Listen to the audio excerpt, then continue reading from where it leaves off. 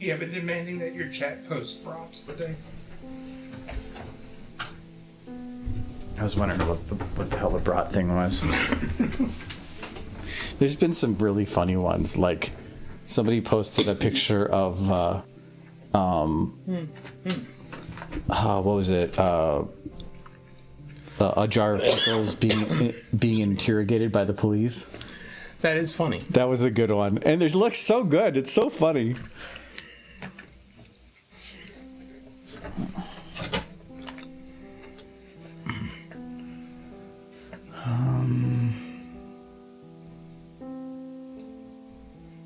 I don't even know if I have the audio locked in. No, I do.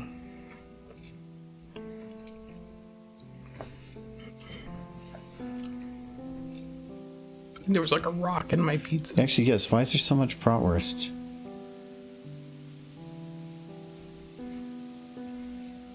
It's my fault.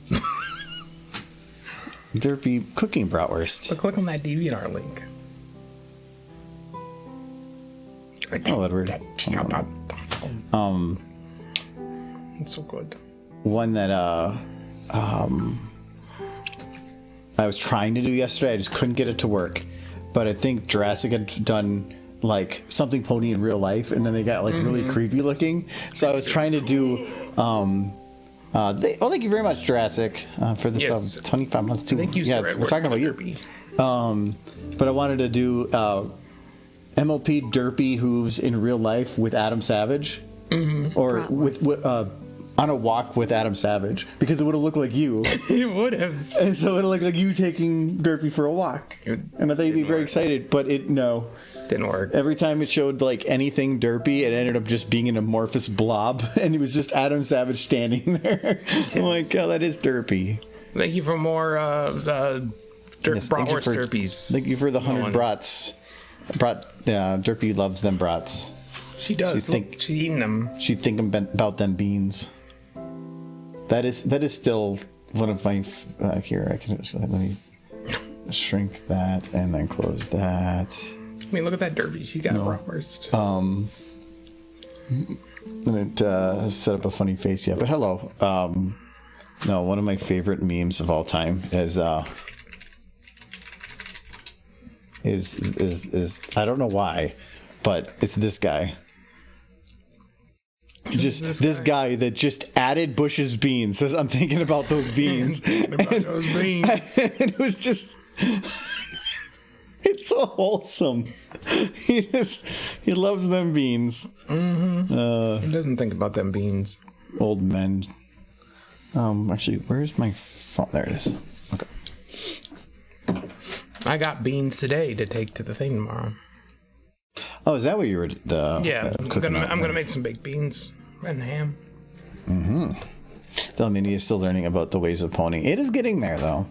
El Starkle Man, give me the funniest you got. Oh, okay. Starkle Man requests whatever the hell you want. It's the funniest thing you've got. Funniest thing I got. Yeah, his face, but yes, my face. I could talk like this. This is funny. I don't know. What do you want from me? Something funny, and you're failing. Oh, how are y'all doing? That's my Scottish. You like that? What are y'all doing, everybody? Pretty good. No, it's horrible. So they just gotta do that while talking like, I'm Scottish. He's drunk. I've had two drinks. Look at that. I'm gonna tell you. Yeah, that's better. That's He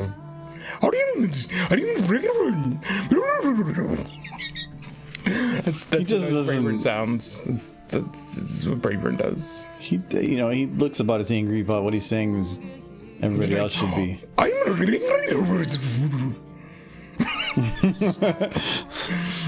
Making this up as I go. Anyway, What? Hello everybody. Ignore him. He's in pain. Everything is pain. We're still working on the short here. I haven't been able to work on it. I've been trying to get a whole bunch of other stuff figured out, but I do have the podcast ready to go for tomorrow. But the what was that? I'm trying to think of the panel recordings from Winnie City. I have those mostly ready to go. I just have to do one more thumbnail, and then those are all good to be released. So they'll be out probably maybe tomorrow. We'll see. Hello, Hernando. You sound like you're trying to do a bad Scooby-Doo Scottish impression. That's every impression does. That actually, even his British impression sounded like that. He goes in the same tone. I'm British. No, that you're confusing that with my Minnesotan. It's like, I'm Minnesotan. Ooh. I find that offensive. Yes. It's offensive to my people. Well, let's see. Let me fix it.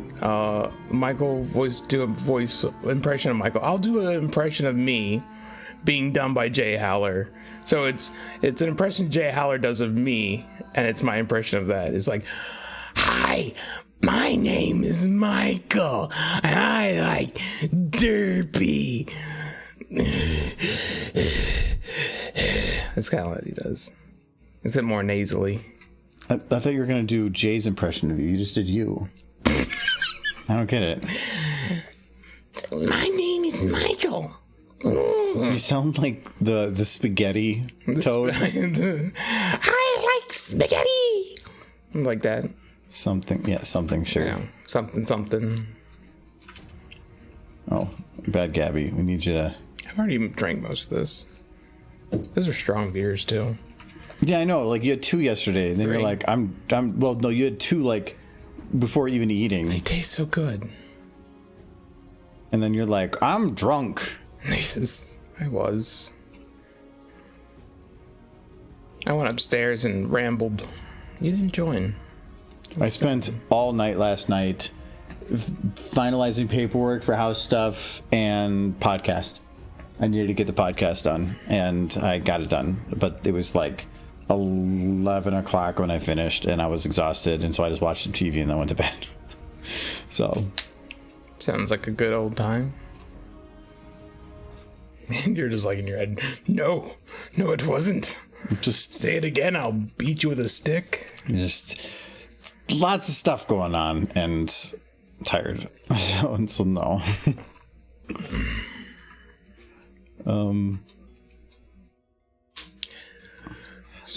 I don't like that she kind of does that little wobble or keeps going to a position. I think I might just shrink that to here and have her kind of drift a little, but not much. Or like maybe slowly. Shouldn't she be slowly lowered into a deep fryer or something? I feel like that is her purpose in life. Is to be Kentucky Fried.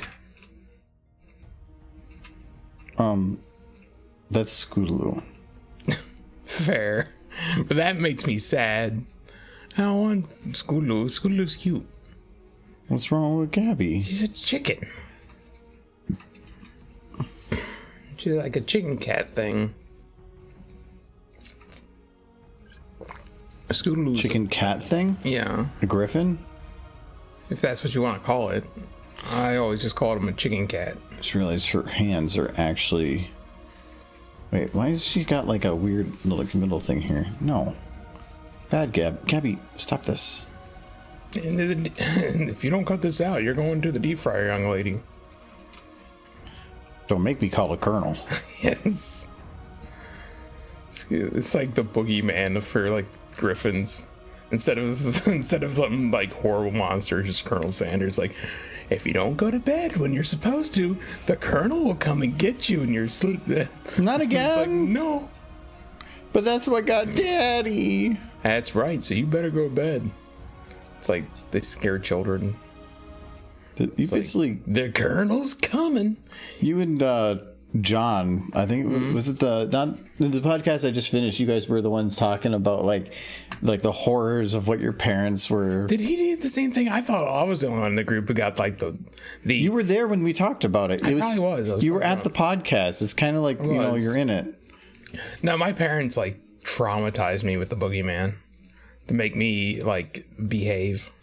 Like, it wasn't enough to say, like, you better do this or you're going to go to bed without supper or get a whipping. My parents made me believe that if I didn't do as I was told, I would be eaten alive.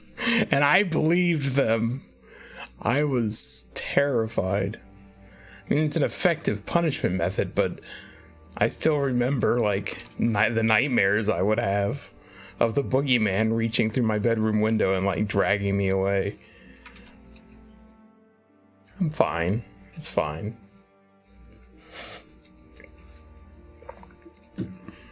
Everything is fine. Okay, we demand you stop, or we will send General Sam. I don't know who said that first. I did not see it. I wasn't looking though. I missed the new Gabby model. Yeah, this one is. I don't know if it's a new one. It's the only one you found. Seems serviceable to me. I just wanted me to make sure I got important things I'm waiting on. He's got like stuff going on, like house stuffs. We're trying not to be homeless in like a month and a half. Yeah, working on home stuff, and there's some stuff happening right now, so I'm keeping an eye on it just in case I have to run away for a minute. So good or bad stuff? I was just seeing the stream started. So nothing. Nothing. You made a big hullabaloo over nothing. Nobody watches that thing. Okay, so she does her like caw thing here, but I don't want to have it be the same positioning as before. So I'm going to first we're going to lock her shoulders.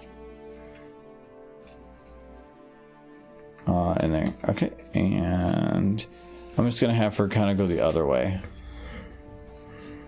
a little bit. That's a little quick.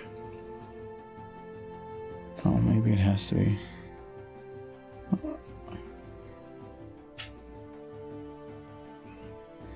Maybe like here. Okay, I think that'll work, but I think I have to do it from like here instead, like.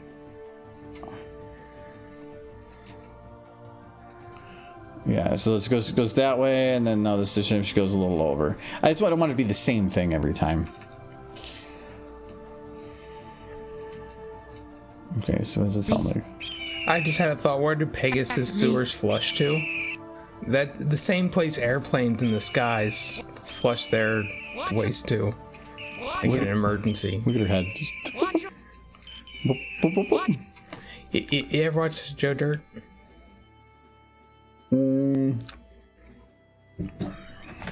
Yes, it's been a forever time. There's like a scene when he's a kid where a meteorite falls out of the sky, and he like takes it everywhere, and he's always curious to whether or not it's worth money and stuff. So he carries it everywhere, eats off of it, pretty much lives with it. And it's poop. And it's just big, like poop. That's what the Pegasus do. They just like drop giant poops from the sky eventually.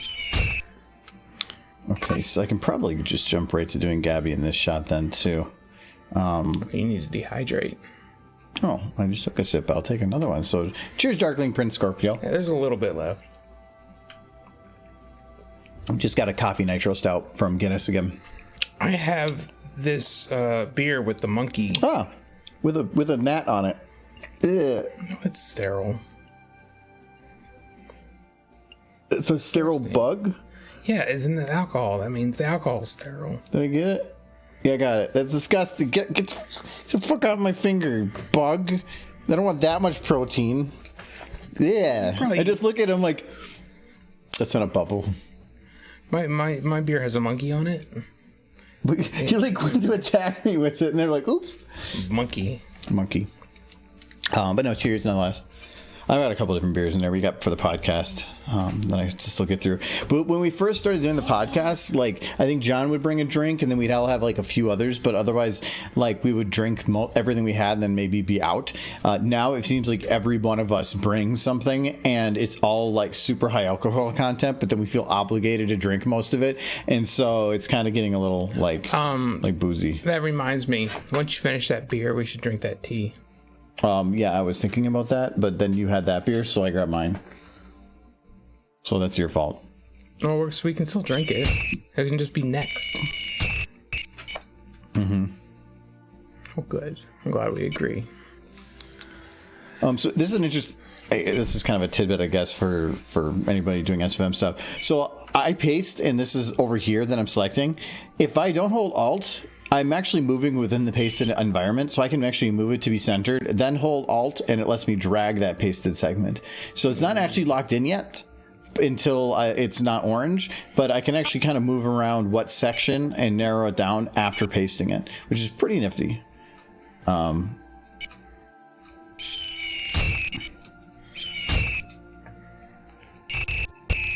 So I can go to there.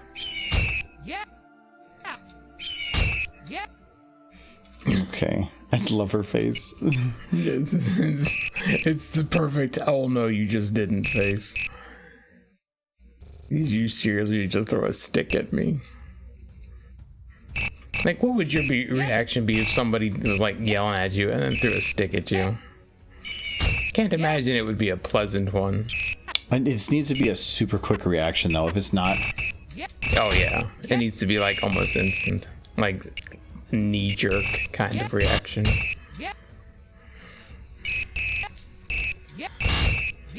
Like, she just basically got punched in the face. Mm-hmm. Oh.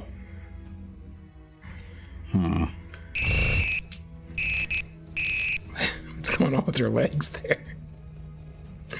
Trying to decide if it matters. It really doesn't. I didn't even notice. I'm thinking it I know what. Oh, that's what I thought. So, it was because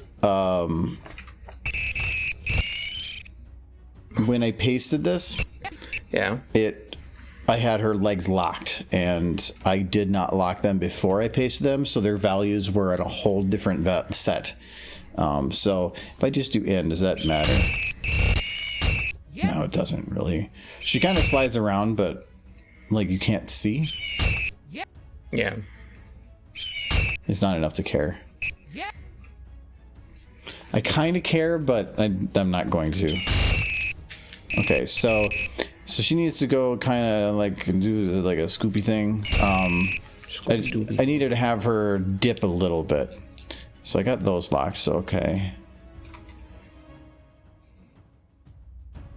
Like this.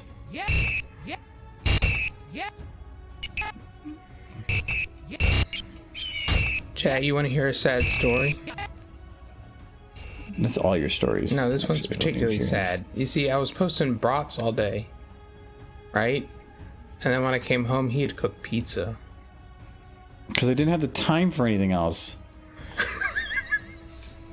That's my sad story, chat. A tear ran. You made brats yesterday. Yes, I did. We don't need more brat. That is blasphemy, sir. People have been like burned at the stake for less. Brats are the perfect food, created by the heavens. No. What? Brats aren't. Brats with certain things. Well, like sauerkraut and onion. Yeah, when you start, well, it's the base. You can't just say well, then it's the base. It's like saying like cheesecakes, the perfect cake, but then of course you're putting like the perfect version of cheesecake has like either the chocolate or the strawberry or whatever, or like the caramel. What? Caramel. Okay, you said like 3 different. Caramel. Or, Caramel? Actually, I have no idea. That's a weird word. Everybody says it different. Well, I think it's semi-regional, but everybody will understand it regardless. For the most part, yeah. It's caramel.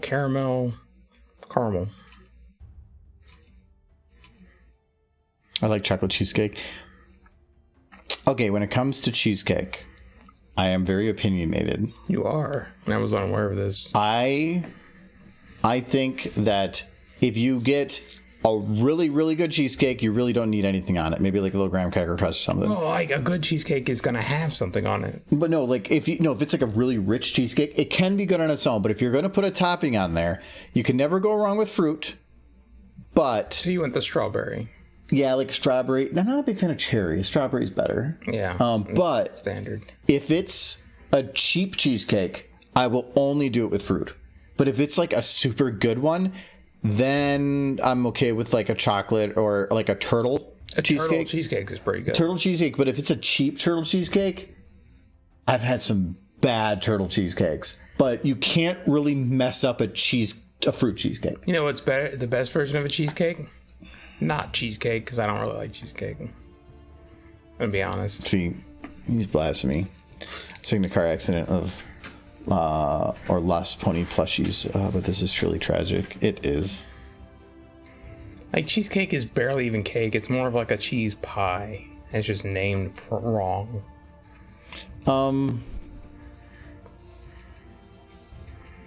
As far as pie is concerned, give me like a black cherry pie or something. Like, that's the best kind of pie. Besides key lime, what's the best pie? Cherry. Is it cherry? Yeah. Just cherry? Like a black cherry, ideally. Well, like with the checkered tart. tops. Well, like, that's fancy and all, but just like just from the can, or with fresh fruit, the cherries in there.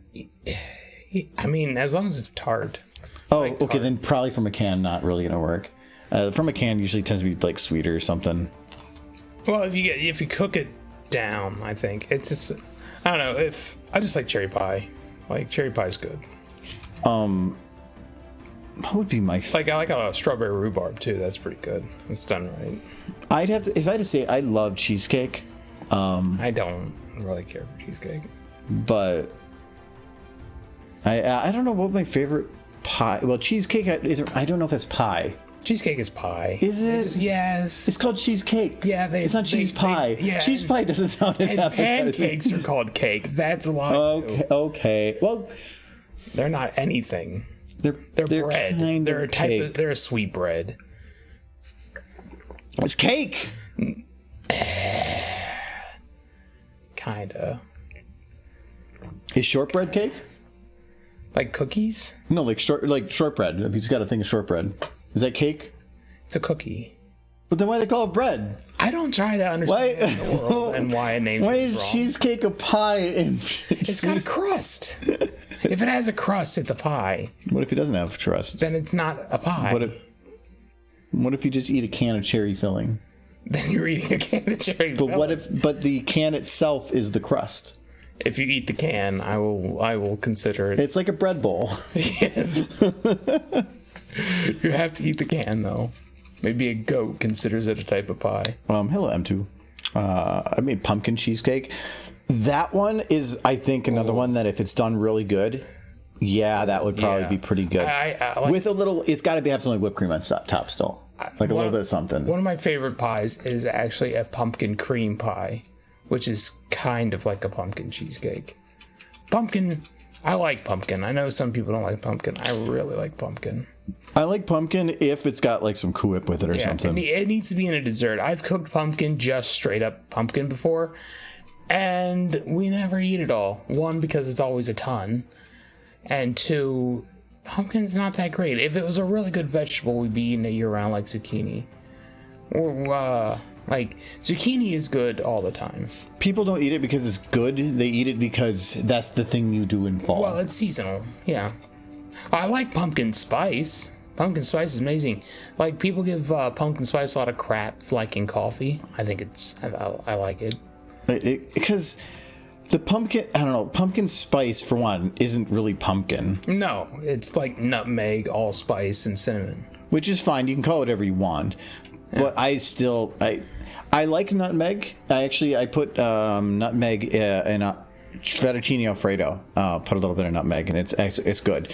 But some of the other stuff, I don't know. It's just It's spice for pumpkin. Yeah, it doesn't have pumpkin in it. That I am aware. But yeah, like a pumpkin cream pie is pretty great. I used to like making pumpkin pies from scratch.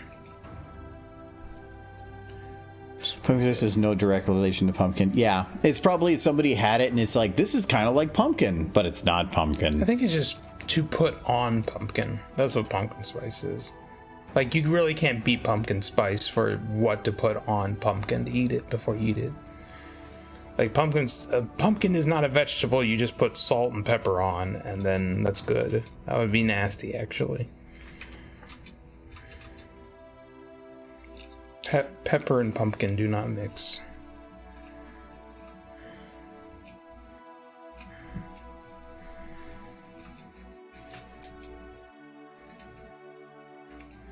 This has been cooking time with Argo Damon. I'm not even cooking. I know. We're just talking about food. Star Coleman says, go cheesecake. According to Google, with a minor change in appearance, any pastry that is crumb crust filled with custard and baked, in my mind, is a pie. Wait.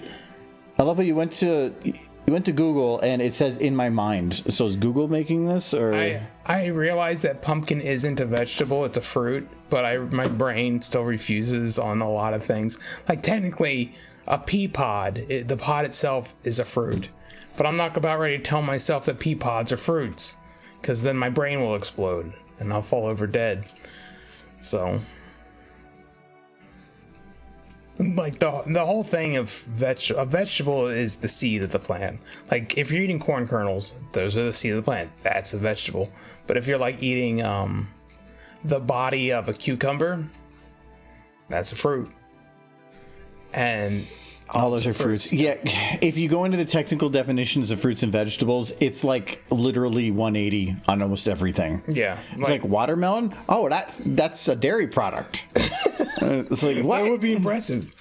Yeah, if you're not eating the seed of the plant, then you're eating a fruit. If you're eating the body of the plant, then yeah, it's a fruit. I don't even know what you would classify greens as. I guess they're fruits because they're the leaves of the plant. And vegetables are only supposed to be the seeds of the plant. Like pumpkin seeds is a vegetable, but the pumpkin itself is the fruit. And then that's when my head explodes if I keep thinking about it. It's madness. It's all madness. I'm a fruit. I mean, that makes sense. Watermelon. Oh, that's a dairy product. If it was, you might actually eat it. Okay, that is immensely out of context. Is it though? You did say it. Girl. To sum it up, cheesecake is sadly a pie. By definition, yes, a cheesecake is a pie, but that's where it just comes into like it's coming into super sandwich territory. It's really not. Because a pie is a crust with some sort of filling. That's all a pie is. Okay, so is a bread bowl a pie? What have you done? Life was simple before that moment. You broke it. It's too soupy. If it's a soup inside of a bread bowl. But that is what pie filling is. Pie isn't filling. If you take the crust away from a pie filling, what's left? It's soup. No, if it is not, it's fruit soup. It's not soup. You can cut it into a pie and it maintains its form. If you did it right, it maintains its form. I don't know. If you did it right. If you did it wrong, you made soup. Cheesecake is a cake. Cake is literally in the name, but not cheese pie. Cheese pie, because that sounds disgusting. Yeah, nobody wants pie without crust is a tart, mister. Pie without crust? Yes, mister. No, a tart is in a crust. I don't know what you're talking about. I don't know what... You're just eating pie filling, Silver. Why are you telling her, like... Well, she's eating pie filling. She needs to know. But why eat the pie when you can just get the best part? Well, no, I like the crust. Or just take the crust and dip it in the can. That's something. I don't know what to call that. Bread bowl is a version of a shepherd's pie. Actually, depending on what you put in the bread bowl, yeah, I can see that. Oh, yeah. Cheese can be a cake if it wants to be, but if it wants to be, it's a strong, independent cake. Don't listen to No Michael. Yes. No, I'm sorry, but cheesecake is pie. I will die on that hill. I'm gonna deal with the animating the actual thing hitting her later. All right, now I'm gonna go back to this one. I'm not color coding everything; it's not worth it. Bruh. Bruh, I mean. Don't bruh. I see your excess spaces. Angry baker sounds. Stop eating pie filling, Silver. Gotta put in crust. What's Gabby? Gabby should not actually... Okay, I'm gonna actually clean a little bit of this up. Gabby's not in this shot. Gabby's not in this shot. Brayburn's not in this shot. Oh, why not? There's no cute ponies in this video you're making. There's an angry bird and a pig. And I think somebody's already stolen this concept. There you go. You got a good shot now. No, that's not a shot. I don't want to see his butt. You can just pretend. No, I don't want. Oh no, this is prison all over again. You've been to prison. Literally. Listen, strawberries chopped with a bit of sugar and Jello. Very good without soggy crust. Yeah, that could work. I can see that. Yes, but I wouldn't call that a tart. Oh wait, what's the point? That's what he despises cabbages. They are. What's wrong with cabbages? They're the devil. They are the devil. That's because you told him to say that. I don't remember any of this. I forget everything that didn't happen within the last 3 minutes. Cheesecake is cake because it has dairy ingredients. Actually, did I do lip syncing for him here? Cheesecake is cake. Okay. It has dairy ingredients. So what? If I make a pumpkin cream pie, that's not. Well, yeah, I would say what. Yeah, I wouldn't. A pie is defined by its containing device, but so it has to be like a bread crust. It has to be like either like a bread or a graham cracker crust or something along those lines. Or like Oreo, like a carbohydrate crust. A carbohydrate. So if you were to like use like leaves. No, I wouldn't call that a pie. That's something weird. You put a salad on the bottom of your like pie filling. That's because it's good. Who does this? Yeah, well, he's wrong, Silver. No, I don't. Yeah, I don't. I don't think cake would be defined as dairy because I've seen some that. No, because ice cream cake. Oh, that's dairy. That is dairy. Yes. No, you could make an ice cream that doesn't have dairy. You can make a pudding pie, and that definitely has dairy in it.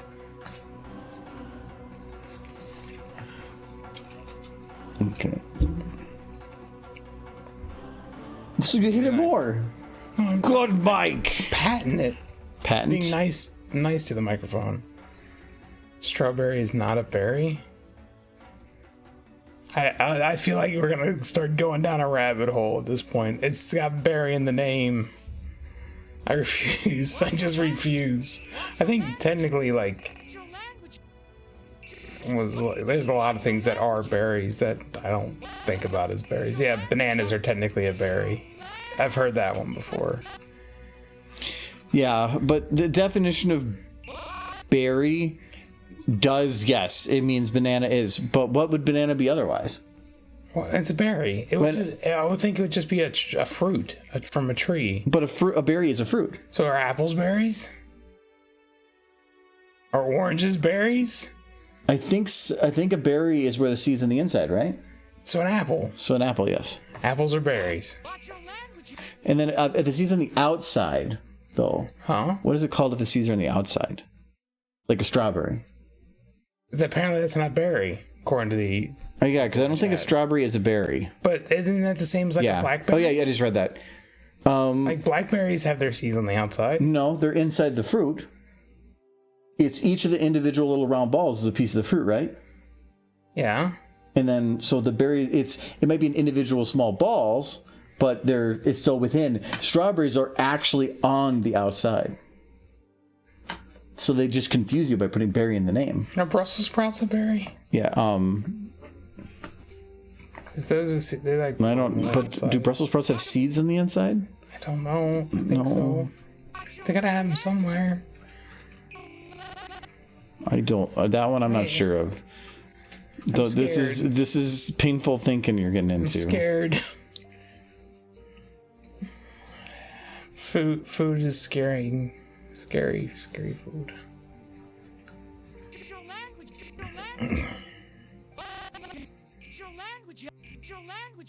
I was watching this document. Wait, what? I was watching a documentary. What was the first word? Document. Document. I was watching a document. Document. I choose you. It's about this slug that's like alive and it moves around and eats, but it's also a leaf that does photosynthesis. So the definition of what is animal starts getting blurry there. Talk about nothing. Everything has that outlier. It's madness. The world is madness. We describe things based on arbitrary concepts, and then this is when science gets involved. We're like, nah. Science is like, fuck you, science. Hold my science beer. All scientists drink. That's just a fact. Because they've seen some weird crap. Wait, strawberries are sometimes called false fruit? Why? Because the seeds are on the outside and you eat the seeds, so they're a vegetable? Sometimes but you're also eating the body, so it's a fruit? I like how you say it's sometimes called. It's probably some one guy that wrote it into some like random website, and he's saying it sometimes because technically one person is sometimes. Now I'm curious.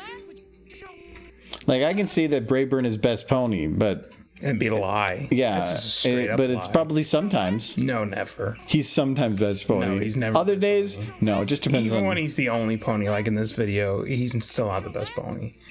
I feel like there's a blade of grass over there who's better at being a pony than he is. Throwing lots of shade at Brayburn. Because all he does, he has like one word, and then after that, nobody cared about him. I don't even remember what that one word was. Yeah, Appaloosa. Yeah, okay. Did you actually forget? I remember him saying that now.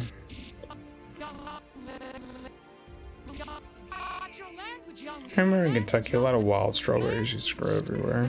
They were super tiny. Like the giant strawberries are unnatural things. Wild strawberries are like this. They grow everywhere in Kentucky.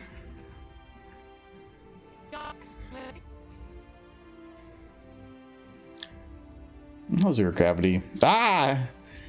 Don't know what you're screaming about, but I agree.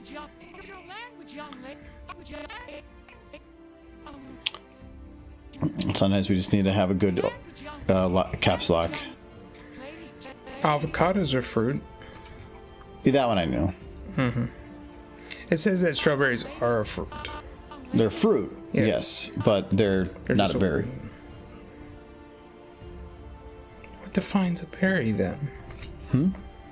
Seeds on the inside. So jalapenos, it's a berry. Yeah. No, that one might be different because the jalapenos under the ground. I think a berry is above ground. Wait, avocados, are they growing on a tree? How are avocados? Are they underground? No, the pineapples are. Which blew my mind. They're underground? Yeah, pineapples. Not according to movies. They pull a pineapple off the tree. Yeah, Steven Spielberg knows better about pineapples than scientists do. Well, the people who grow pineapples probably. I always type that in enter live stream because it makes people feel special. See, I get it. Well, thank you very much. Your all caps is appreciated. I agree, Kel Chen. He's a good boy. What's good? Oh, Brayburn. Brayburn? No, he's a trash.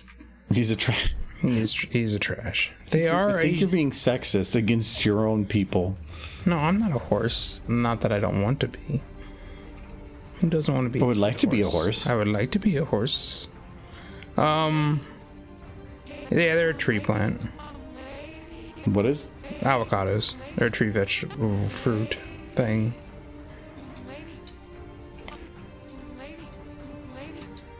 They're avocado trees. That would make sense.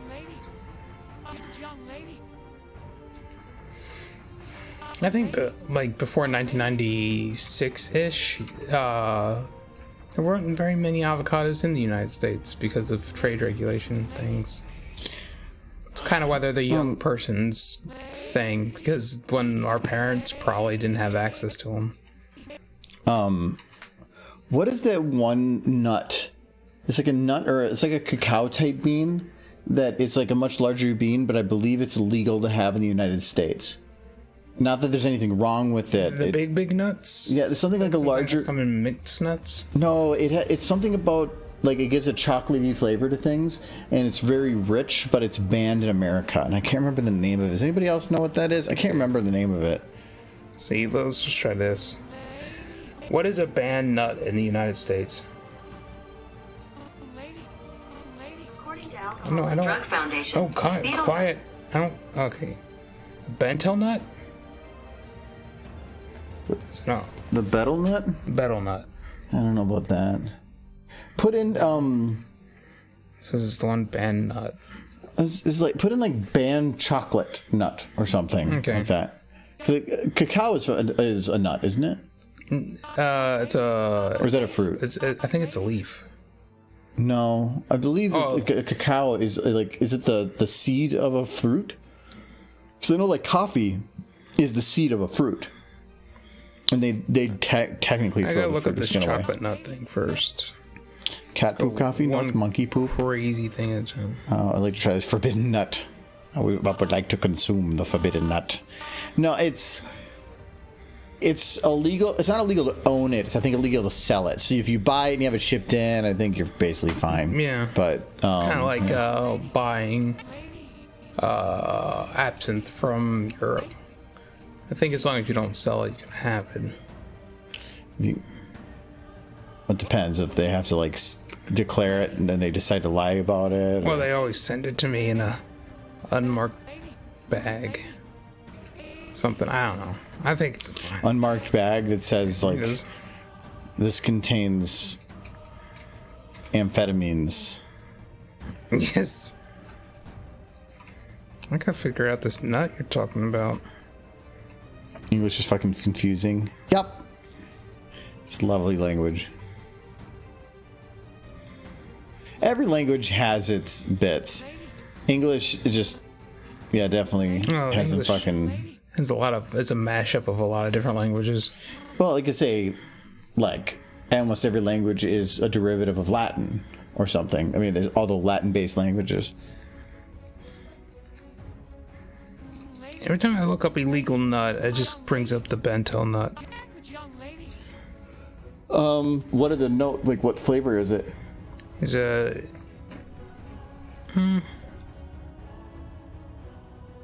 Apparently, chewing on this nut gives the user a rush of stamina and euphoria. So that's a little bit more than chocolate, but it's not. It sounds like chocolate. This nut will basically make you have a good time or something. Causes discoloration or even loss of teeth and oral cancer. Ooh. Maybe not. That sounds perfect. That's the only nut I see that's banned in the U.S. I can't find this chocolate tea nut you're talking about. Kopalawak. That... Is that it? That sound... Let me look it up. Yeah, that sounds more familiar.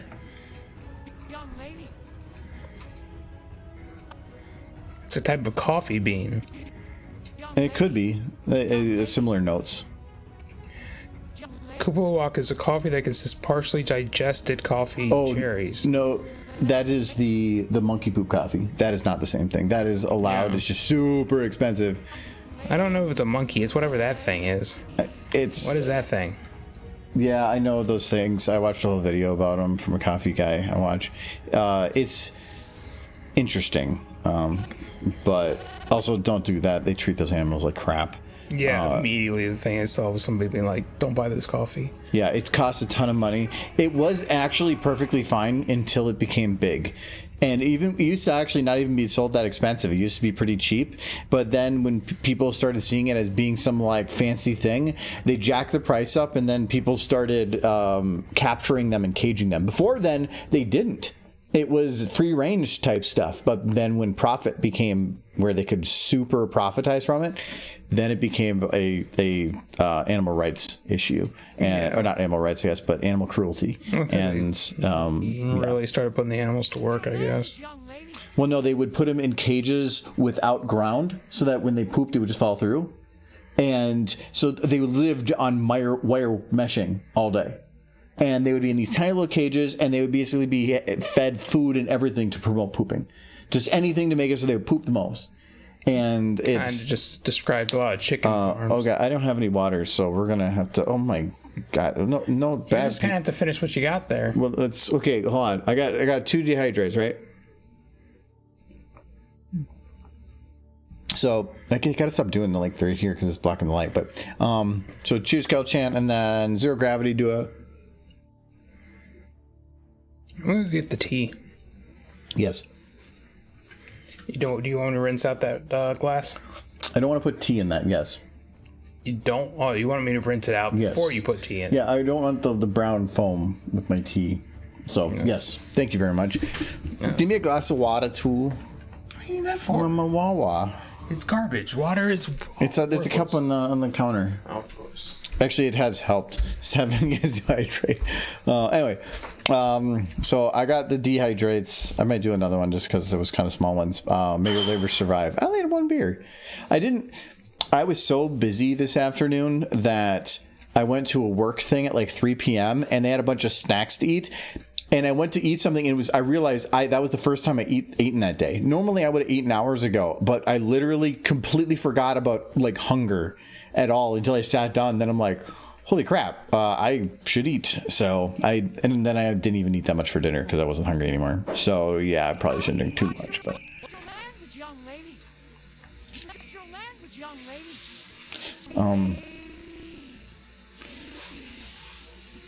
okay, we've got to add a little bit of emotion to his eyes here.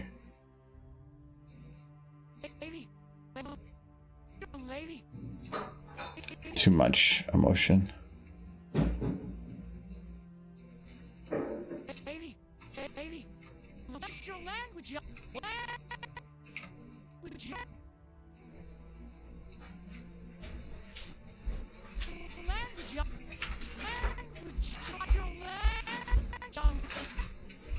Okay, I'm gonna. Okay, my wah. Anyway, cheers, Blair. Thanks for the water. Oh, it's refreshing, and cheers to your gravity as well. Ooh. Oh, that water tastes like water. All right, what will you be drinking with Are we drinking with y'all next week? Was that next week? For some reason, I was thinking it was July. Was it next week? What's next week? I might have been off by a month for some reason. Actually, okay, that works so much better. Actually, cool. I was off on a lot of stuff, but no, that's perfect. Actually, some people are off this weekend. I thought it was July. With the house stuff. Some of the closing stuff would have landed maybe on I thought that weekend was in July for some reason, and I was like, ooh, that might get messy. But no, we got no problem, so don't worry about it. Okay, cool. What are we drinking? There is a lot of local places that even I haven't been to. John's recommended, so if we want to go on a tour of a couple different places, we can make a whole evening of it and then like take an Uber home. Or something, if you want. Minnesota's local brewery scene is nuts. How many local breweries there are around here? It is staggering the amount. So definitely got to go to Sociables one day though. Okay, that does sound fun. I think all I'd had to say with John is, do we want a pub trot? And he'd be like, I'm already at the place. Come on by. John is a booze connoisseur of sorts. I don't know. I wouldn't say he's a connoisseur. I think that he likes trying lots and lots of different things, and when you try lots of different things, you eventually develop a taste for certain things, and he just has a taste for. This thing is like exploding. You don't open that here. You open it over there. Well, I'm using the thing to keep it from. I know, but those things are always topped off so much. It's open now. Yeah, flying in on Saturday. Saturday. Okay. And you're flying out, was it Monday or Sunday? Was it Saturday or Friday that you got in? I can't remember. I thought it was Friday.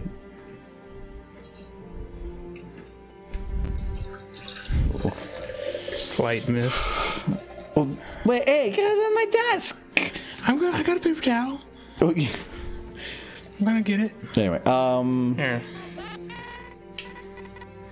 I need to have him a little wider. Hold up. You're in the fellow northern state? In the days. In a fellow northern state. Yes, I'm in Minnesota. So. I check out of my hotel and base on Friday, but I'm flying out Saturday morning to be safe. Ah, okay. No, that's fine. Alright. Booze achieved. Okay, you did clean up. Good. So yeah, we picked up some hard iced tea from our local place. They actually make it in-house. It's pretty fucking good. It's not sweetened, but it has a very slight sweet to it that actually is just the right amount of sweet. So, oh, this is good. I forgot how good this was. Oh yeah, it is really good. I was wondering if it was gonna like tea is one of those that you let sit too long. I don't think it was as good as red out of the tap last time, but it's pretty close. Yeah, it's still pretty good. I'm in Montana. Yeah, it's a little far from here. Still starts with M though, so that's cool. Montana, like, I've been like Beartooth in some parts of Montana. Some parts are pretty cool. A lot of it's boring. I've never been. I've never been, but I imagine it's exciting. I'm from Minnesota. All of Minnesota is pretty boring. You guys get excited by hills. Yeah, we don't. I think throughout like the entire state, the elevation difference is like 900 to 1,300 feet. We have nothing here. Like I've been places where I have seen a difference in elevation or traveled the difference in elevation on a road in like 20 seconds that is further than Minnesota has across the entire state lines. So, yeah. I will admit that the few times I've driven on actual mountains, that can be a little bit nerve-wracking. Because they build some of those roads like just on the side of like steep inclines. Or if it's like, if you go off this road, there's no surviving. I find a lot of the mountain states have some just beautiful scenery. Yes. Wouldn't want to live out there because from being in Minnesota, heights are stupid. No, who did this? Why would anybody live this high? I have family who live in West Virginia who just live up in the mountains, and it's kind of crazy. I mean, the views are beautiful, but like there's like farming up there on the tops of mountains. It's madness. Because it's probably cheaper. Oh, way cheaper. And when they were doing like the land rush, they probably just grabbed whatever they got. Well, like major corporations aren't going to buy mountains to farm on. It's not efficient. Virtual panel tomorrow. Well, that's not neat. Yeah, the snow is annoying. Yeah. Actually, well, we have snow, but our snowiest month is March. If you're up in the higher elevations, you're going to probably deal with the heavier snow than we would. Our thing isn't snow. Our thing is cold. We have we get like... we had, I think, 10 days straight in January, not last January, but the January before, where it never got above 0 in Fahrenheit. So, like, we, in that, like, day and night, we have cold. It does get cold. I got a little bit of, like, frost nip one year. Yeah. It got so cold. But you didn't wear gloves. My heater wasn't working. And you didn't wait for your car to warm up. My car wasn't going to warm up because that was when my heater wasn't working properly. Oh. Yeah, but so then it was like negative 10. It was like negative 40. Yeah, it was super, super cold. You didn't wear gloves and you drove home with your hands exposed. Yeah. That was just pure stupidity. Like, it took like well over a month for my skin to like heal. And that's all. He's also the one that I told him before, like, when it's super, super cold, don't breathe through your mouth. So what does he do? Immediately takes a giant gup of air through his mouth, immediately starts coughing, and then got pneumonia. Just a little bit of pneumonia. It was like, don't push that button, and then somebody pushed the button, and the entire world explodes. Like, the smallest little thing that just cascaded to worst case scenario. I got so sick. I'd do it again. Because you just like being wrong.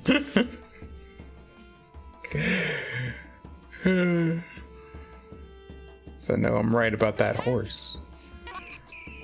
And that bird.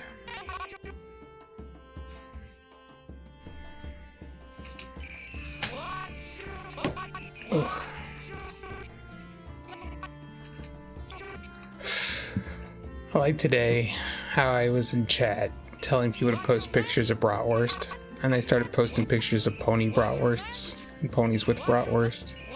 I think your chat likes ponies. I'm just saying, like, I think I'm picking up on a trend. Or they just like bratwurst. Yes. Ponies. They just happen to be there.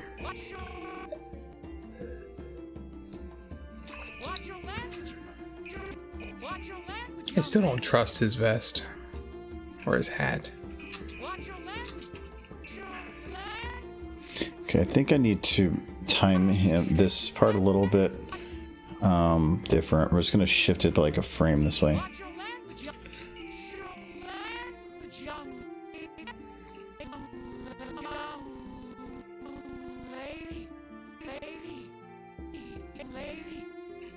Okay, I think I might be good with him here.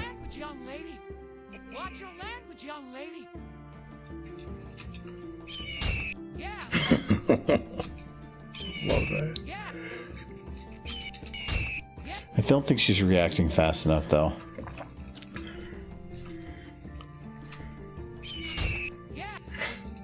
Yeah, I'm getting quite the giggle. I think she needs to react like one thing faster. Yeah, that feels better. That one frame, it feels like a little bit, but it was actually about probably like 15% faster. So, stupid face. Uh-oh.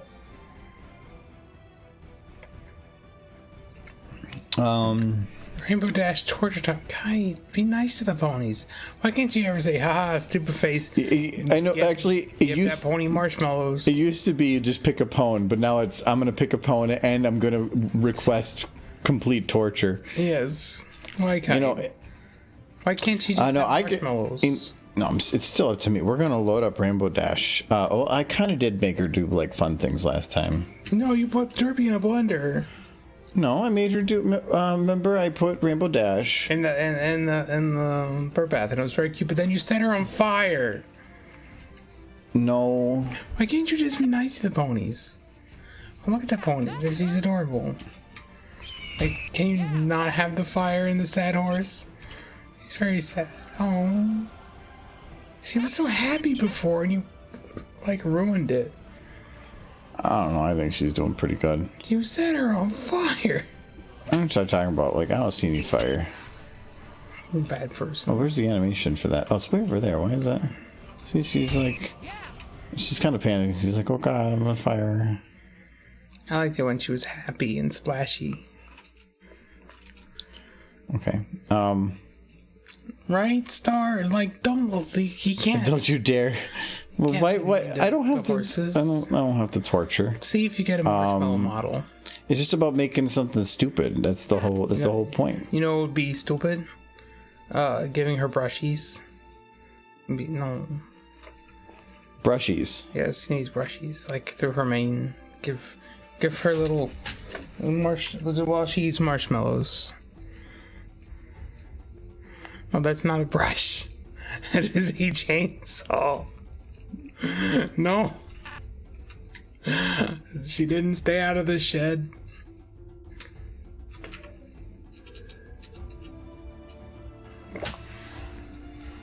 This is why I drink, chat. No other reason.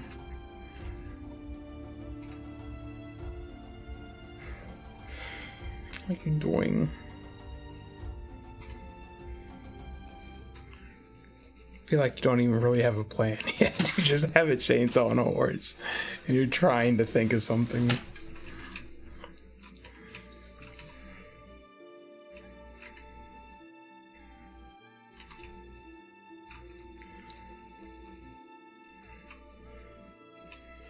She's like, look, I'm an alicorn. This is a chainsaw horn. Oh, that's cute. Wait. She's holding things with her mouth. Mouth holding is even chainsaw. Like anything. Like mouth holding is. Well, it depends with what I'm using the chainsaw for. Like hoof holding is right out. Like ponies shouldn't hold things with their hooves. They should hold things. What if with they're their magic? Mouth. Well, then they can use their horn. But otherwise, they should be using their mouth.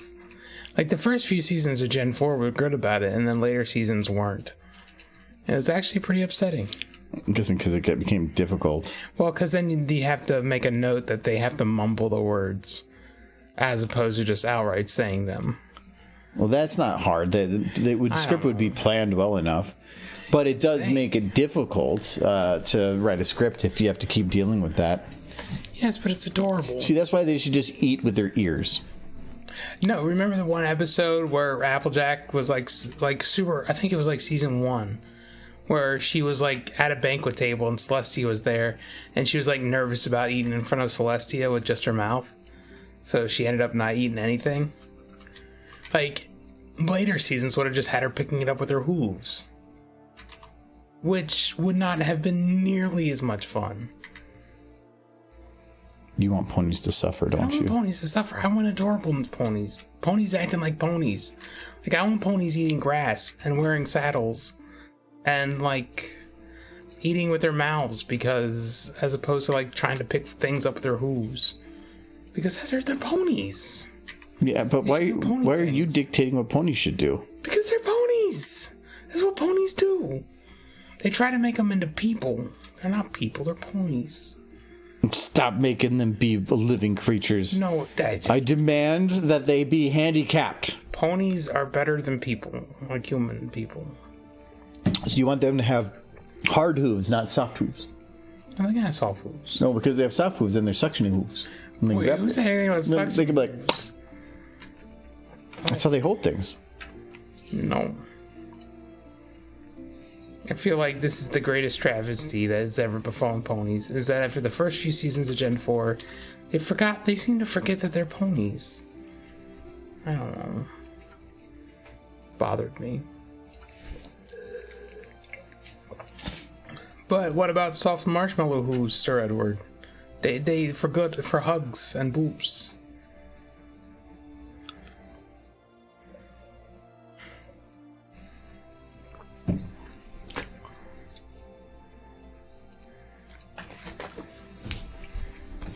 Actually, I could go through what we did on the Animating Live panel. I have that saved files still. Which actually came in handy because for the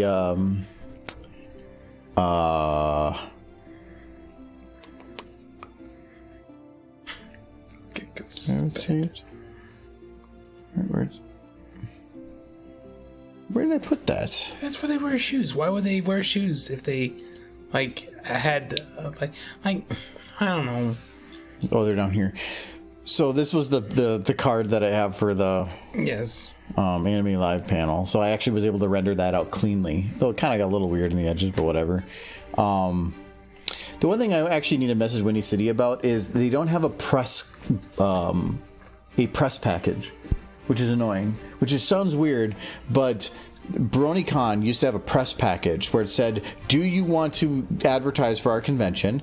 Here is all the assets that you need to do it correctly. So it'd be like a panel that would say these are our con colors and these are the numbers to use for those. They would give you all these different logos and on a nice clean large thing, the ones that they use, so that when you use them you had nice good looking ones. And Windy City didn't, so I had to like cut it out, and I would actually be nice to have a press thing because they're like, advertise for us. Okay, what do you want me to use for advertising for? I don't know. It actually would be nice. I've been meaning to message them. We also had the super fight. That's you doing the thing. And then Jay telling you to please stop it. I need to Jay's very I need to make one more for that, but anyway. So, what is your opinion of what? Hard hooves or soft hooves? Hard hooves or soft hooves? Yeah. I am. Or look at those hooves. I like hard hooves more. Wow. Well, I don't know if we can talk anymore. Because if they don't, what is Applejack's feet made out of? Applejack has like... It's like if you were all day just punching trees. Yeah. What would your hands look like? Because you have soft, squishy hands, and she is just using those soft, squishy hooves to bash into a tree. Not necessarily squishy. She's... I don't know. Pony hooves are an enigma. Oh, no. Now you're trying to find an excuse. I want soft hugs, but I want their feet to be safe. It was like in harden them. I don't know. That would be weird if they could just transition. I guess it's like they're horses, so they have hard hooves, but they seem soft. They look soft. At least the G4 ponies' hooves. G5 are a little bit more defined as hooves. There we go. Okay, so we got Rainbow Dash, and she's got. I want nice pony hugs. That's all. That's all I want. I will take pony hugs regardless. But so Michael, there, she's got. Hold on. She does have a chainsaw. She's gonna go do some yard work. Yes. She's a responsible pony. Wait, what's my audio's off? Oh, yeah, it is. There you go. Okay. Yeah, she's like. She's like, yeah, I'm gonna go cut those trees.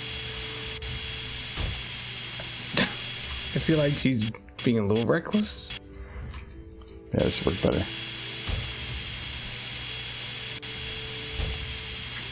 He's got that chainsaw.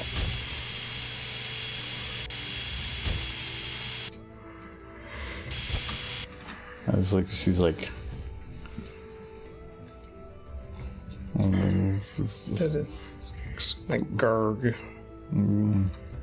Cause look at Michael. She's just like. She's like, do you like your chainsaw? Yes. Like what the fight with chainsaw? It's like, do you want to hurt some people? Yes. So no, why did you want to hurt people? I thought you were doing yard work. No, that's not good. No. She is pretty cute though. She's not smiling enough. Pretty cute. Now, like one of my favorite scenes, and I've mentioned this before from the Gen 4 ponies, is just when Twilight's sitting at the table at the restaurant in episode 1, and they have the flowers at the center of the table, and you think it's just a decoration for the table, and then you realize it's an appetizer because they're horses. I love stuff like that. That was because Foss was still involved. That was a big part of it. She was super adamant about like the world building, and these are ponies, and they wear pony things, and they do pony things. I don't know for certain what the show would have been like if she had stayed on, but we probably would have gotten more mouth holding and just ponies doing pony things. We even might have gotten a pony eating grass, which is something I've always quietly, not so quietly, wished for. Because it would be adorable. Like the early seasons had Pinkie Pie like just rolling around in the dirt, because that's something horses do when they're having fun. Horses need to do horse things. Somebody send my rant to Hasbro. Okay, so there. So here we go. She's trotting with her chainsaw. She got it. Or we can make her happy with her chainsaw. Do you want a happy chainsaw pony? She's gonna go do some yard work. She's very proud of herself. She's gonna do some tree trimming so that they don't fall over on anyone's houses. She's gotta be happy. No, well, I gotta do that, right? Star, were you attacked by a horse with a chainsaw? Is this bringing back, she's happy. No, she's so happy. She maybe not dance with the chainsaw. I can't give her the chain. It's very dangerous. No, she loves her chainsaw. It's her best friend. BFF forever. If it's electric, it's gonna hurt her neck. Gas-powered chainsaws can get heavy. Yeah, that's if there had to be some device I would like an electric of, that'd probably be one of them. Because yeah, well, for one, if you're going to be dealing with some of the the exhaust on a lot of those, it's just smelling that all day. I've used both, and an electric anything is just better if you have to push it or carry it, because it's just way lighter. Like gas, anything is heavy. Okay, so this is Rainbow. She's doing her special dance for the kids. She is. Oh no, this is doing it with the chainsaw. She's doing her chainsaw dance. Actually, yeah, that was not the one I was looking for. She was very cute while doing it, though.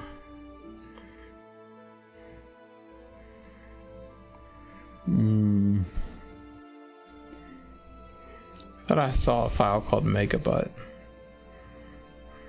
Megabutt? There probably is. I'm glad that was cleared up.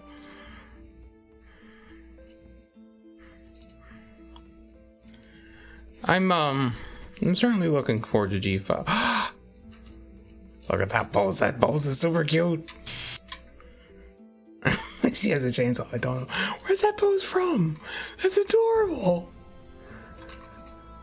It's like the Gurg. I love that pose. He's got like little hoosies. How cute that is. What is that from? What is happening? Look at her. She's got that. She got it. Oh no. She Trixie's. She's dancing with her. Boom, boom. No, she's working with her chainsaw. Look at she's. Oh, it's totally adorable. Cutting up the ground a little bit. A little bit. She's mowing. Yes, she was told to go mow the lawn with the silly power tool she could find. No, she's shaking her butt. Someone's butt shake. Oh, look at her dance. If we can dance if we want to, we can wave our chainsaw and our behinds. This is this is gonna be the whole stream, and you're gonna end up with like 1,000 viewers. You just gotta spin the camera around. Okay. No. That's no fun. Well. There we go. Good shot right here. Yes. Look at that go. She's just moving it. She like to move it, Ah!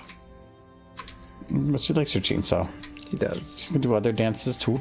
She's dancing with chainsaw. She's dancing with chainsaw. She's there we go. It's got the dance. It goes woof, and then it's very good. She's very talented. Yeah, she got the woof, and she's like woof. And she's talking. She gotta be careful. Why do you keep opening Cortana? Go away. And then yeah, she's just like my lovely chainsaw, and then bye bye, and then she spin. Oh no. She do her attack. She getting her hooves, and it is my understanding that they are hard hooves, but you should still probably keep them away from a chainsaw. A split hoof is no joking matter.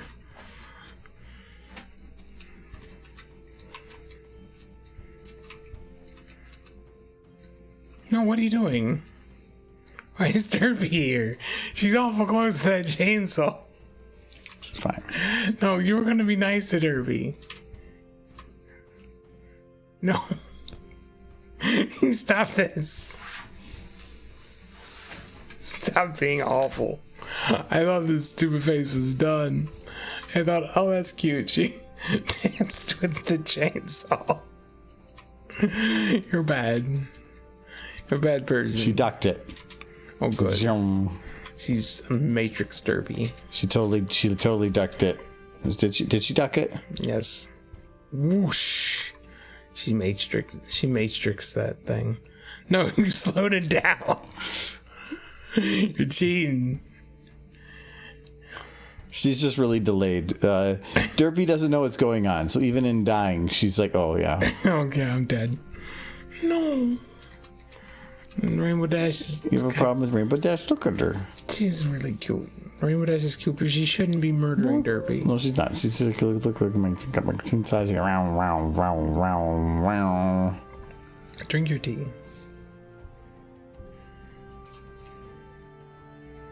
She's like the white chainsaw. She stepped ground. It's jammed, so she's trying to fix. Jammed because she keeps sticking in the ground. Chainsaws don't like being in dirt. It's like their least favorite thing. Their what? It's like their least favorite thing. Chainsaws being stuck in dirt. Okay. Well, I gotta turn off the chainsaw noise. Hear that? Okay. You gotta hydrate. Where did hydrate? Oh yeah. There's my water. So 2-0. Why would you make him drink so much water? He's gonna have to pee now. Because it helps with the booze. You know what helps with booze? More booze. Yes. And brats. We do have brats. We do. There's probably enough for like another supper. But we won't be here tomorrow for supper. We will for Saturday though. Though I have a brisket to cook. Yeah, that'll learn you, you stupid. I can only get that done on the weekend. Yeah, So. that'll learn you, you stupid. Remember, there are too many of them. What are we going to do? It's the Ash. Well, what was Ash's last name? Catch him. I know. That was my brain was trying to say too. I can't remember Campbell. William. Oh no, yeah, it is Campbell. It's Bruce Campbell. No, Bruce Campbell. Ash Williams. Okay. Ash Williams. Yeah. Ash Campbell. Ash Campbell. Well, technically his name's Ashley. Mm-hmm. Yeah. He was actually in the first. I think in the first movie he was just another one of the characters in the film. He didn't really stand out. But he kind of did. He kind of did as one of the few survivors. He wasn't the only survivor. I thought he was the only survivor. No, there was a woman who's also survived by the end of the first film. But by the end of the second film, he was the only survivor. Yeah, but at that point, he was the character. Yeah, by the second film, he was the character. Like, we really need to sit down and watch both of those back to back sometime. You can't just watch one. You got to watch both of them. You can watch the third one by itself, but the first two you watch back to back. The first one is bad. It's not bad. And it's bad in a funny, good way. Yeah. It was not meant to be funny. But it is. It ended up being that way. Then the second movie was like... They leaned on What if we went and did a little bit of comedy, and that one wasn't, I would say, the best of the series, but it worked. And that's when the third one, they said, what if we just said, fuck the horror, and just made full comedy, and it was a very good movie. actually like the second one better. Because that one is actually trying to be horror. The third movie was not a horror movie. No, not at all. Well, no, it tried to be, but there really wasn't anything scary about it. No, but it was silly. But it was fun. It was a fun movie. It was fun. It was like if Evil Dead and Holy Grail had a baby. Almost literally. The first Evil Dead, they were trying to be a horror film, but it was so over the top that it was kind of funny. The second one was still trying to be a horror film, but they leaned into the comedy aspect of it more. They this is what's funny from the first one. Let's lean into that more. And then the third one was like not even trying to be a horror film anymore. It was just trying to be a comedy. But the second one, I think, finds this like really unique middle ground that is very entertaining. And that's the one where you get the infamous scene of him strapping the chainsaw to his stump of a hand and going groovy. Which is the most iconic scene. Well, that's actually why I liked the Evil Dead TV series, though. Mm-hmm. Was that did a pretty good job of actually mixing the comedy and the horror. Yeah, it was similar to the second movie.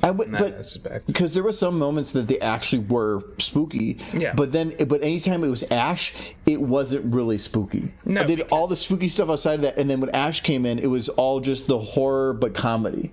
It worked really good. Because if Ash was a complete screw up in life, like in every aspect, except for one thing, he was really, really good at killing deadites. Like he was what was the name they gave him? L something. Yeah, it was something like that. Yeah, but yeah, he was like the savior. He was written in the book as being the one to kill the drive back the deadites. I like the show. I did too. I feel like should have gone a little longer.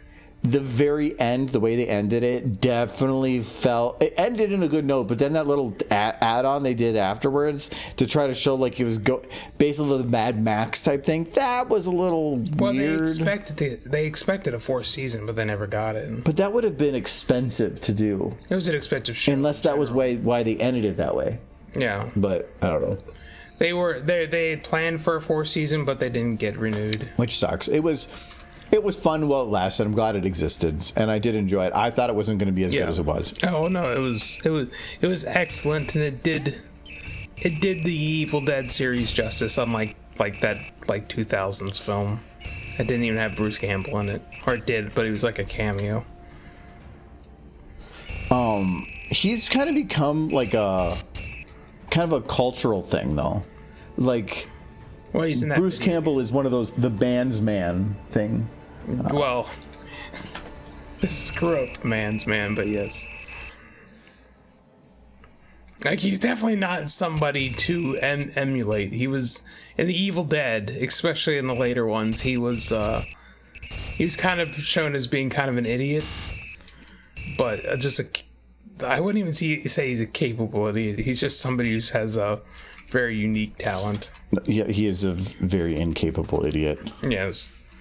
He just happens to be really good at killing the undead. That's why the fact that he's in that one game, what is it? Broforce? Huh? Who's in Dead by Daylight? Dead by Daylight. I feel like there's no way he would ever actually succumb to any of the villains in that game. It would just be him, like, bumbling his way to their death. 'Cause that's what he does. The only thing I have a problem with Bruce Campbell being in there is that he doesn't say any lines. He makes noises that sound like a Scottish version of Bruce Campbell, Yeah. but it doesn't. It would probably be expensive to get him to do lines. They probably were able to pay for a lookalike because the looks of Ash are owned by the company, but the voice might be different. Yeah, I mean, the looks of Ash is Bruce Campbell's face, but yeah. Well, yeah, but that company, like the blue shirt with the strap across the side and the khakis, that is a look that they own. Yeah. The movie company has to own that look.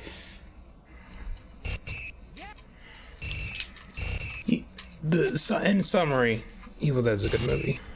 Go watch it. All three of them and the series. Don't watch the one that wasn't Bruce Campbell focused. It's not good. There's another one? They made like a remake of the first film with it, like a modern day thing, and it's just straight up a horror film, and it's bad. Oh, well, no. Evil Dead is no longer about that. Now they tried to do it. Like they remade the original film, and it's just straight up called Evil Dead. No. Yeah, it was not good. I mean, I'm like saying this from a position of, like, not actually caring all that much, but Yeah. still. No, it didn't work. And it was never going to work.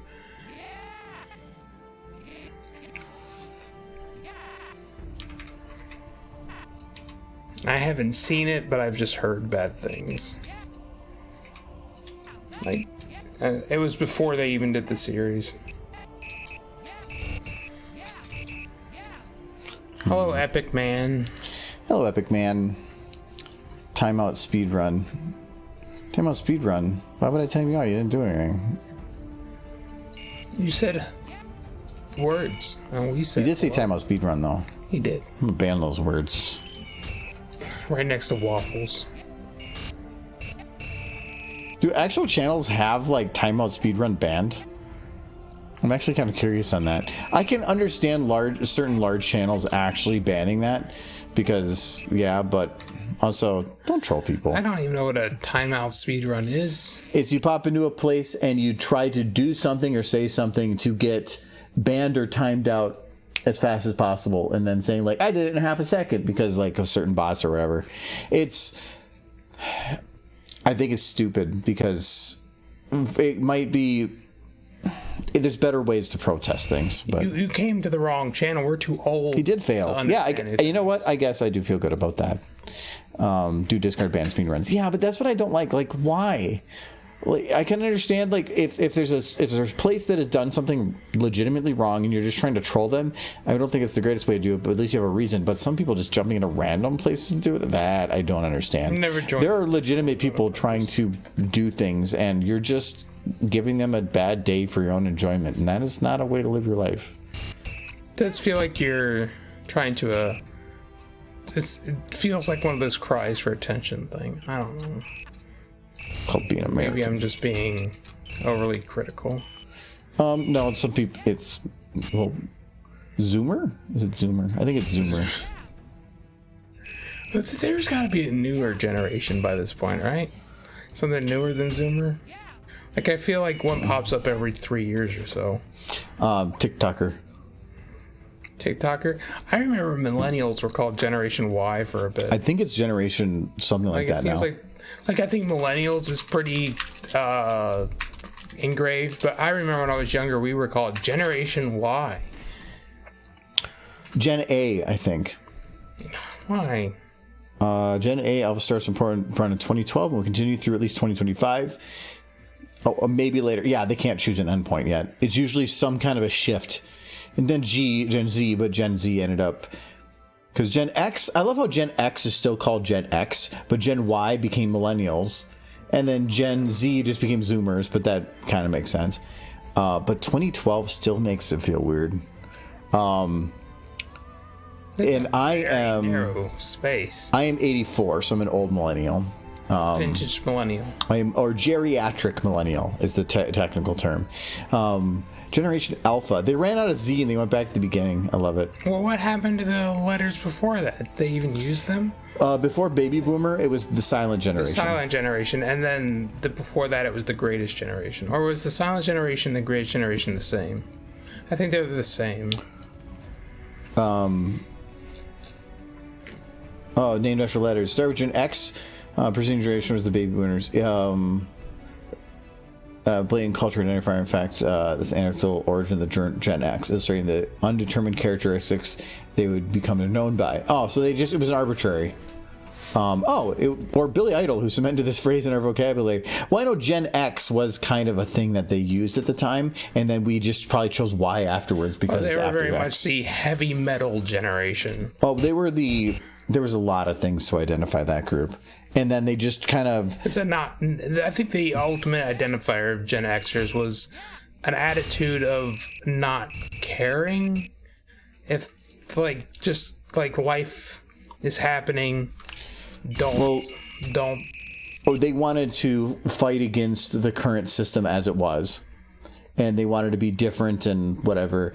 But it's usually some kind of a cultural shift, not just the mentality, but when it's not just when they were born, but when they were growing up. So what happened, not in the 70s, what happened in the 80s? So it's like for a millennial, what defined the millennial wasn't what happened in the 80s, is what happened in the 90s, because that's when we were growing up. And for 90s, millennials were early internet. Super early internet. Then Zoomers were dealing with an evolved internet. And that's why they have so it's not about the year they were born, it's when they were growing up. The developmental years. I think the greatest movie ever made is Hocus Pocus. You can be wrong. How dare you? No, I'm right. Bette Midler's amazing in that film. No, I mean, when's the new one coming out? It's supposed to come out, and they're doing it right this time. The end of September. The very end of September. Yes, it should. So they can do it through the October month. The original Hocus Pocus. Thank you very much, Busbone. Oh, yes. Super derps. Derps. Because you're on her? Yes. She's super. That's weird. But, no, the original... Thank you very much, Busbone. The original Hocus Pocus came out in July. That was garbage. It bombed in theaters. Because of course it did. Nobody's gonna go watch a Halloween film in July. It only got popular after it appeared on ABC and the Disney Channel around Halloween. It should have in the first. Yeah, it's like releasing a Freddy movie in February. Yeah, it made I forget the reasons they did. I think I read up on it one time. But that actually was really quick. It was it's really good. It is good. It's dangerously good. It does not taste like there's alcohol in there at all. How is Busbone doing? So you have a 12-hour shift tomorrow? You're the one that said that, right? Ugh.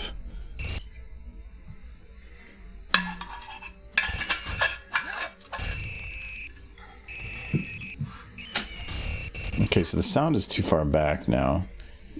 It doesn't really matter, but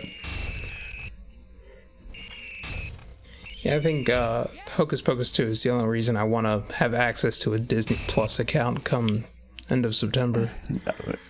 When it comes to a lot of those, I have Amazon for a month, so that's why I'm watching The Boys. Which I think my thing runs out pretty soon here, so I probably need to rush on that. I used to just buy a month of something just so I could watch like one show just to binge it. I don't know if I could ever do that for Netflix again because it's just gotten pricey. For what, $7-8 a month, you can watch all of Disney's stuff. But for Netflix, if I want to watch that one or two shows that I might want to watch, I have to spend like 3 times that much. The show is not worth $20-something. You're getting to the point where I could just buy the season of something to own it on a different platform and potentially just whatever, like buy the DVD of it for like $40. Well, then I own it forever, and then I can cancel Netflix. Whoop-de-doo. Like, I'd rather buy it at that point. That's so stupid. I feel like I do need to buy 2 days in a row. Collection of Pony. I mean, I guess maybe you get more time off after that. It's halfway through this one. I'm thinking about jumping a ship off Netflix. I am big on, if you are going to subscribe to a subscription service, buy a month of it and then immediately cancel. Let it lapse, because unless you're watching literally every single day on the streaming service, which is probably not going to happen, you're going to have 3 or 4 days maybe that it lapses and you're not watching something. Well, then you get it for free. Like, you're not paying for time you're not using.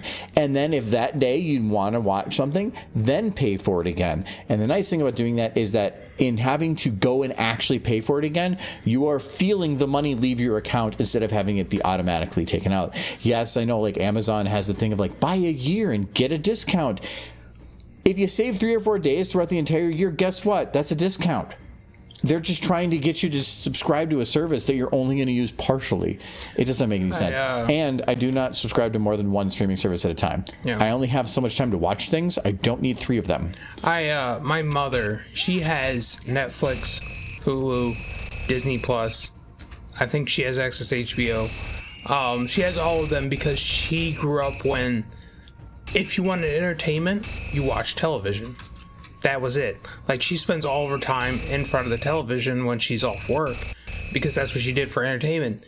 Younger generations have a lot of like video games and YouTube, and they get a lot of their entertainment elsewhere besides just watching TV.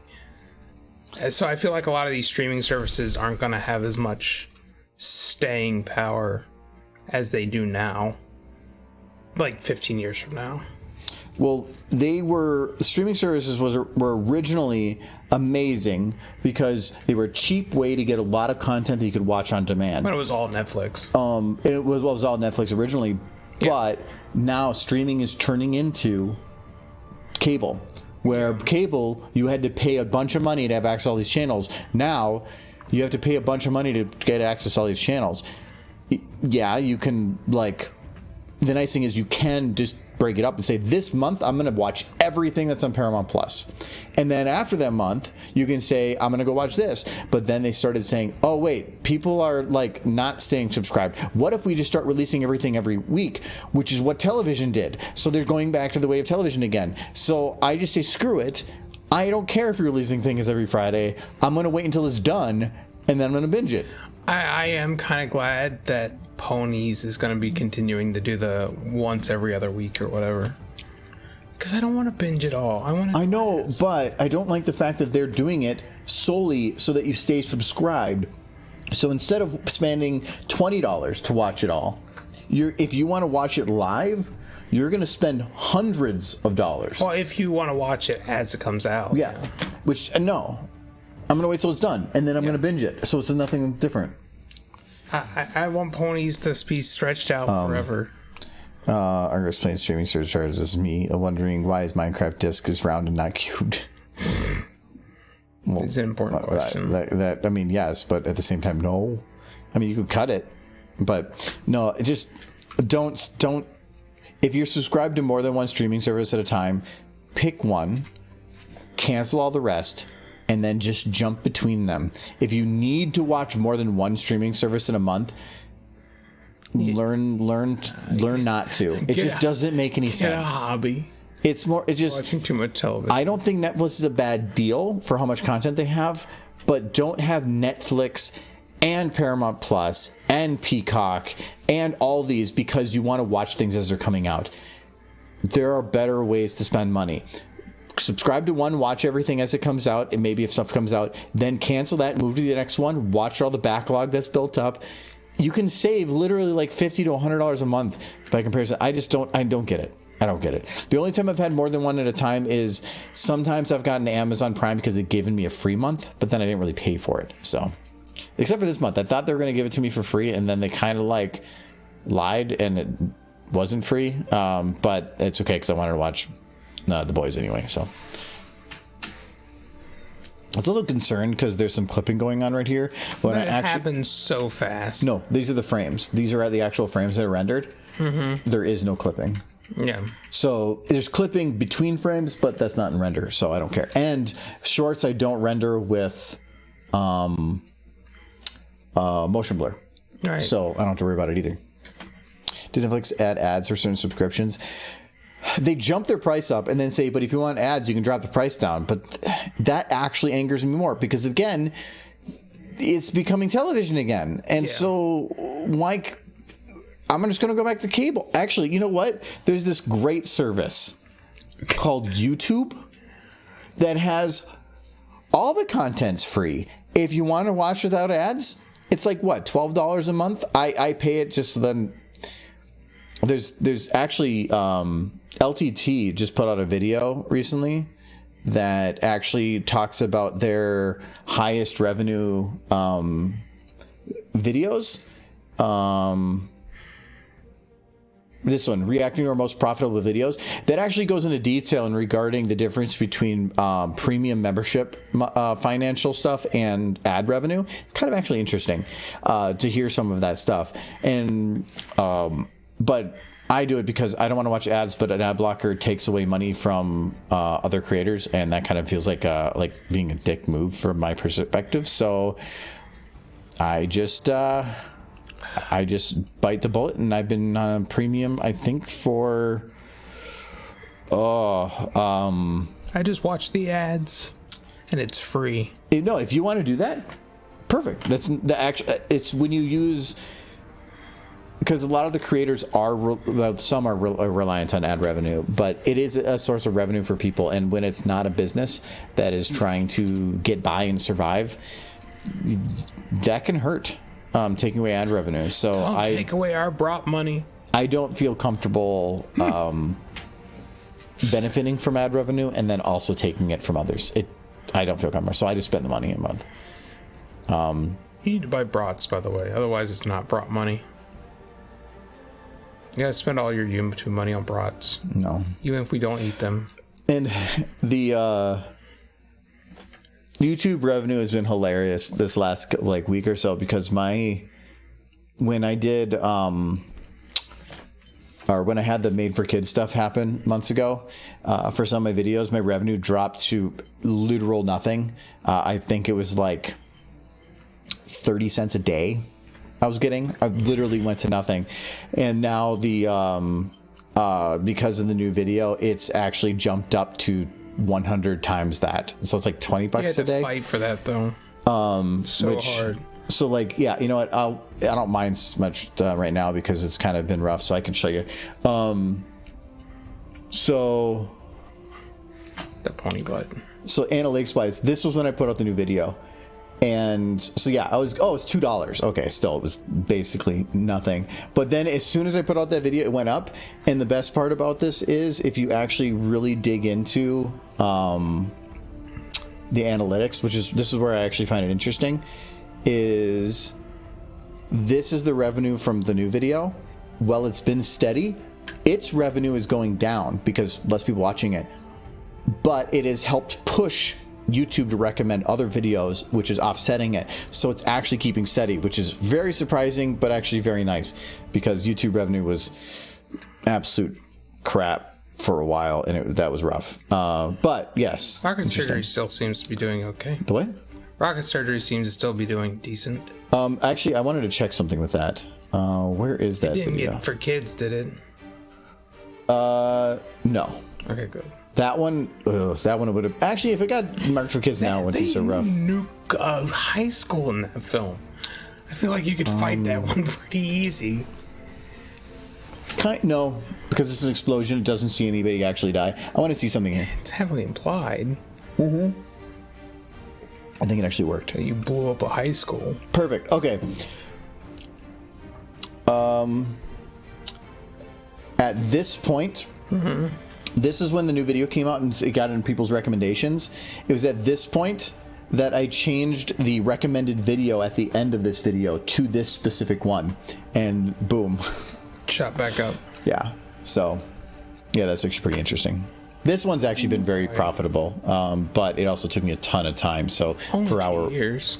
per hour worked, that it was nothing. It was basically nothing, but it actually worked out pretty good. Arc explains streaming. Oh yeah, I did that one. Didn't like to add. I did that one. Try flipping the logs so that the long point isn't facing Gabby. Oh. Well, no. If it stabs her, it's different. No, if I need to do it sideways, because if I do it the long way, it's going to be hard to see what it is. This works, but I'm having to simulate physics. And the other question is, how many frames is this in there? Like 1, 2, 3, 4, 5, 6, 7, 8, 9, 10, 11, 12, 13, 14, 15, 16, 17, 18, 19, 20, 20. So it's on there for about 2/3 of a second. Is there enough time to see what hits her? Yes. I do. When I stop it, yes. But it's when it's passing like this. Yes. I'm thinking it is without motion blur. If I had motion blur on, no. I think it's enough time. Also, you see it coming out of the camera shot here. You're actually not going to see it until right about here. So, that's only 1 frame off, I guess. Thank you for the follow, Blaze Test. Yeah, I think I'm going to need to... I kind of want her to, like, react to being hit, but I feel like... No, that's already a reaction. That's the perfect reaction. It's the you piece of crap reaction. I love that reaction. I kind of want to have... I need to add a little bit of something movement effort. So she reacts, but then I need to add just a little bit of motion. Something to have her feel alive. Heavy breathing was the only thing I would add to that. Like... No, because I don't have enough time. Oh. It's more of... I want her to not be... like rock solid still. But that's what you would do in that situation. You would be like, you would be rock solid still. Like if you've ever been punched in the face by somebody unexpectedly, that's a rock solid still moment. But it's uncanny. Like there's one thing about sitting still. It's another to be literally unmoving. You're basically becoming what's the guy from Guardians of the Galaxy? When he says, like, I have learned that I have mastered the skill of standing so incredibly still. But I've been in that situation before, and all I remember is being, like, stock still as heck for a good solid, like, 30 seconds. Like, my other concern is... It was very much a you didn't just... I widened the camera, but I don't even think that's going to be noticeable. Oh, yeah, I finished the camera here because I wanted to... see if it works to... Feels real to me right now. No, if we can do this. Yes, Drax the Destroyer. Drax, yes. Drax was... I love that scene. It's like, am I not invisible? No. Oh. No, Drax is pretty great. I don't know how longer he's wanted to do that role, though.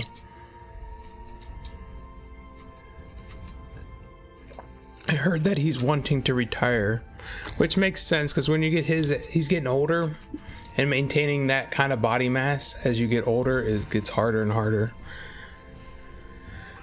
Okay, it starts flipping, but then it feels like it stops flipping. It does stop flipping. We're gonna keep it flipping. Like being that muscular is not an old man's game. Well, they have CG and stuff. Just CG the muscles on. Old man Drax. It's kind of like I remember it's been a while, but like Arnold Schwarzenegger is really big about never using steroids. But as he got older and he had to maintain his movie career, he pretty much was like, "Yeah, no, I kind of have to, or this is not going to maintain otherwise." I want to see if they have this scene.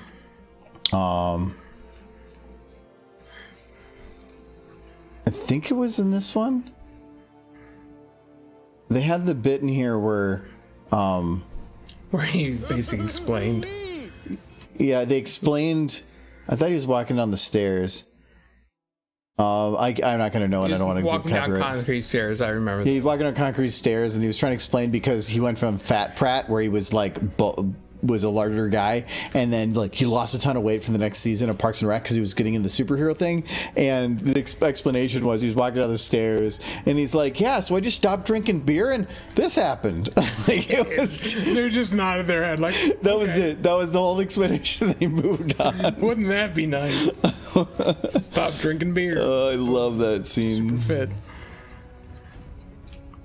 Okay, this part of the Gabby, though, I need to definitely give her a little bit of some other motion. So we're going to just grab this one. Maybe do that. And then just kind of move things around. Let's shift that there. Got to be very little. I feel like if she's just staring him down... I still am very adamant about her just not moving after she gets hit by this. No, afterwards, she's doing this. She's moving. She's like settling, but she's not moving. Yeah, so, that's just this is before eyes wide open, like you didn't just. No, this one I need to. No, not that one. Like maybe a little bit of that. This tea's very good. You could use some peach. I like peach in my tea, but this is good. I'm not a fan of peach, so I'm okay. This definitely kind of reminds me of what's Gold Peak iced tea. That's what this reminds me of. I like Gold Peak. A little bit. So, well, I like Gold Peak, so I need to fix her eyes. It's good tea. Oh, for one. Oh yes, she's having a moment there. We're gonna do. Oh no, not out. In, and she's okay on that side of things. Though she probably does need to have her. Her eyes are closed this whole time, so I can just kind of cheat it. But I do need to have her eyes go down a little bit here. Oh, not. Ooh, that's too much. A little bit.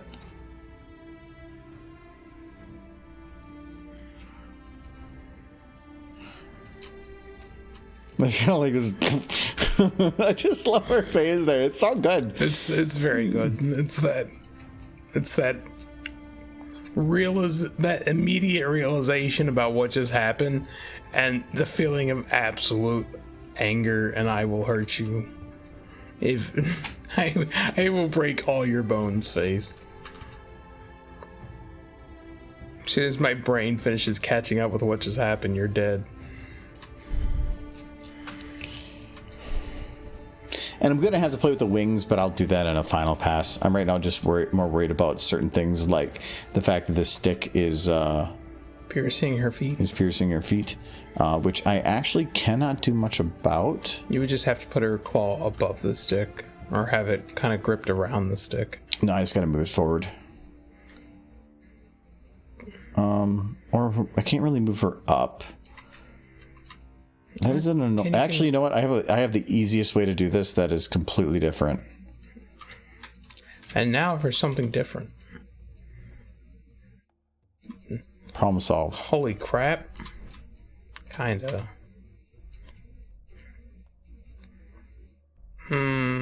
Keep rotating. Oh, that's the wire that's getting there. There. That's perfect. Not quite. We're gonna move it here, and then we gotta move it up a little bit.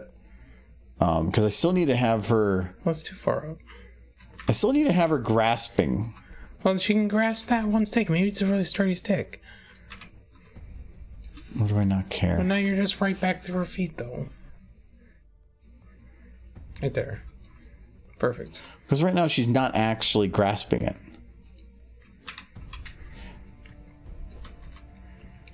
Gabby, grab your damn bed. You're very demanding of this bird.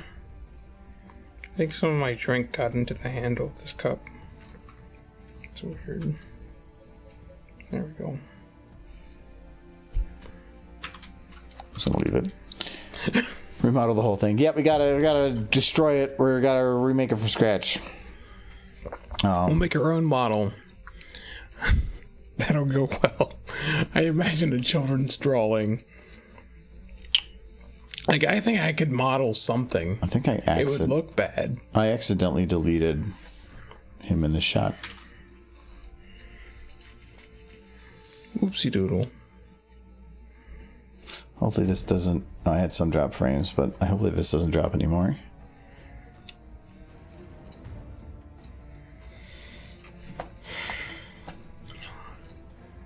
You don't have any, like, good plushies nearby for hugging to this spot that it had a cap. I'd be panicking for a sec there. The worst it would have done is, like, spill alcohol over your floor. Which is fine. Kind of a problem. Nothing a towel can't fix. If I was to spill alcohol on your computer, now that would be a problem. You'd murder me on the spot. Oop, I put that in the wrong spot. Mm-hmm. Okay, so we need to go and grab... Drunk ants. Yes. Hey, Dusty. Oh, hello, Dusty. With hookers and beer, you know what? Yeah, Dusty, we're working on a short. We got him doing the thing. Hey, what? Oh, I gotta turn it up. Hey, what you doing up there? Don't you talk back to me? Watch your language, young lady. Yeah, that'll learn you, you stupid. It's doing something stupid. But I accidentally deleted something, so I gotta go and recover it quick. This is why I have a backup set. What's Dusty doing? This one. Carried away. Dusty, we're drinking. Then her eating his kidney. Yes. Oh no! I like this. It gets dark. Yeah, that might. You know what? The nice thing was, don't have to worry about for kids. Yes, that is true. Unless we're. I don't know. Actually, YouTube probably still would. It's hard to know what YouTube just sees horses, and they get like, oh, that's for kids. I mean, yeah, they're like killing each other, but it's fine. They're horses.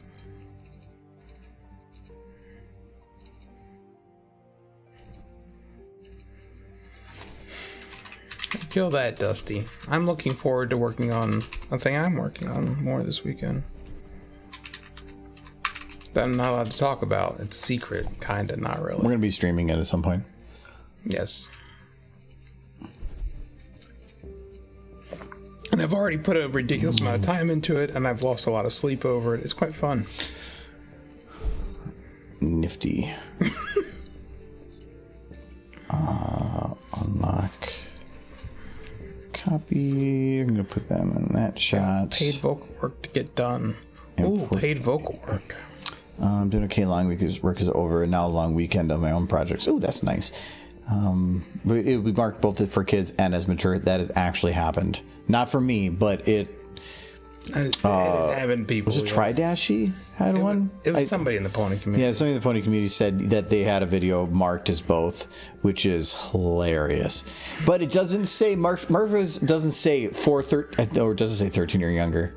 I don't know. It's great because technically, like, then it should be recommending it to nobody, but they probably find somebody that fits both categories. 13-year-olds. That's the ones who are allowed to watch it. Okay, there. Rayburns recovered. Tridashi. Don't you talk back to me? That makes sense. Tridashi was the one who started that one thing. Mm-hmm. Yeah, got people work to get done. Then guitar stuff and D&D night is tomorrow.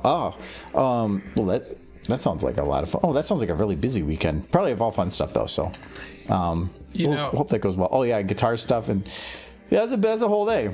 Yeah, let's try it. She had Hello Cookie Ninja. I had a guitar when I was a kid, in the hope because my mom bought it for me in the hopes that I might learn to play it. How'd it go? I have this horrible condition called stupid fingers, and I learned to play the lap harp. I could play Yankee Doodle on it, and that's the only instrument I ever got anywhere with. Don't you talk back to me? I am not musically inclined. I'm relatively tone deaf. It's like I have this condition called salad fingers. Yeah, oh no. I am not. I attempted music, and I am not at all musically inclined. My talents lie elsewhere. I have good file management. No, I don't. That's a lie. I'm disorganized as heck. But I can make things happen. That's called living. When I wake up in the morning, I can actually get out of bed. That's kind of an achievement for many people. I'm a decent technician / engineer. You don't even know what you I'll are. take it. I'm in between right now. That's where I am. So many people at my job that are shifting within company. Like we just had, they figured out today about a guy that was a quality engineer that was moving into a management position, and then somebody else that was a mission assurance engineer and is moving into a program management position, and then other people that are leaving to move on. It's so many shifting things. Well, that's called promotions. Well, the program management was a lateral end upgrade, but the promotion to me is when you're moving within your position upwards. This person, they wanted to move into a different role, and they ended up getting the management position in that role. So it was lateral end upwards. The other guy getting the promotion was because he went to school for a ton of stuff over the last 2 years to get the degree, and then that ended up helping him push forward. I've basically just been in the technician position in electronics for over a decade. There's something nice about getting your hands dirty, though. Well, technicians definitely get their hands dirtier than engineers. Well, I mean, but they're touching stuff. Yeah. And it's a little bit nice. You do as an engineer, too. You do it once, and then the technicians take over. I want to be in the engineer position so bad. I'm tired. You got to be like... I'm thinking it sounds like the inspectors when I had somebody come out to look at when I had the furnace replaced, and the inspector came out to look at the furnace, and they walked in the door and they're like, I'm the state inspector here to double check the work that was done on the furnace. I'm like, okay. I open the door, he turns around the corner and goes, that's a furnace, and then he turns and walks out the door. I'm like, yeah, there what? You go. I know exactly what that situation was. It was, we checked. It shows it was done by a professional. We know them. No worries. If it was done by yourself, I bet you they're gonna fucking watch that shit. But no, I did a furnace repair myself, and they were very scrutinizing of it. But I was happy when they came out and they're like, "Yeah, you did a good job," and I was very happy to hear it. But they didn't just look at it and walk away. Yeah, they're gonna look at if you say I did it myself, and then it's covered in duct tape and some bubble gum, and that you're smiling no, I did a good job. I did repair my furnace with water heater parts, but I did a good job of it, and I was quite proud. I mean, if it does the job, but also your furnace wasn't it just a pile of rocks with sticks on top? Yeah, and it was just a trash barrel in the basement. No, that was your bed.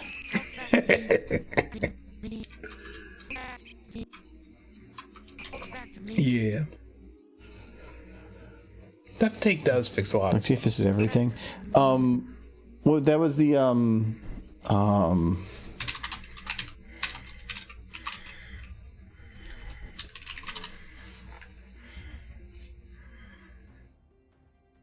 Oh, that one thing.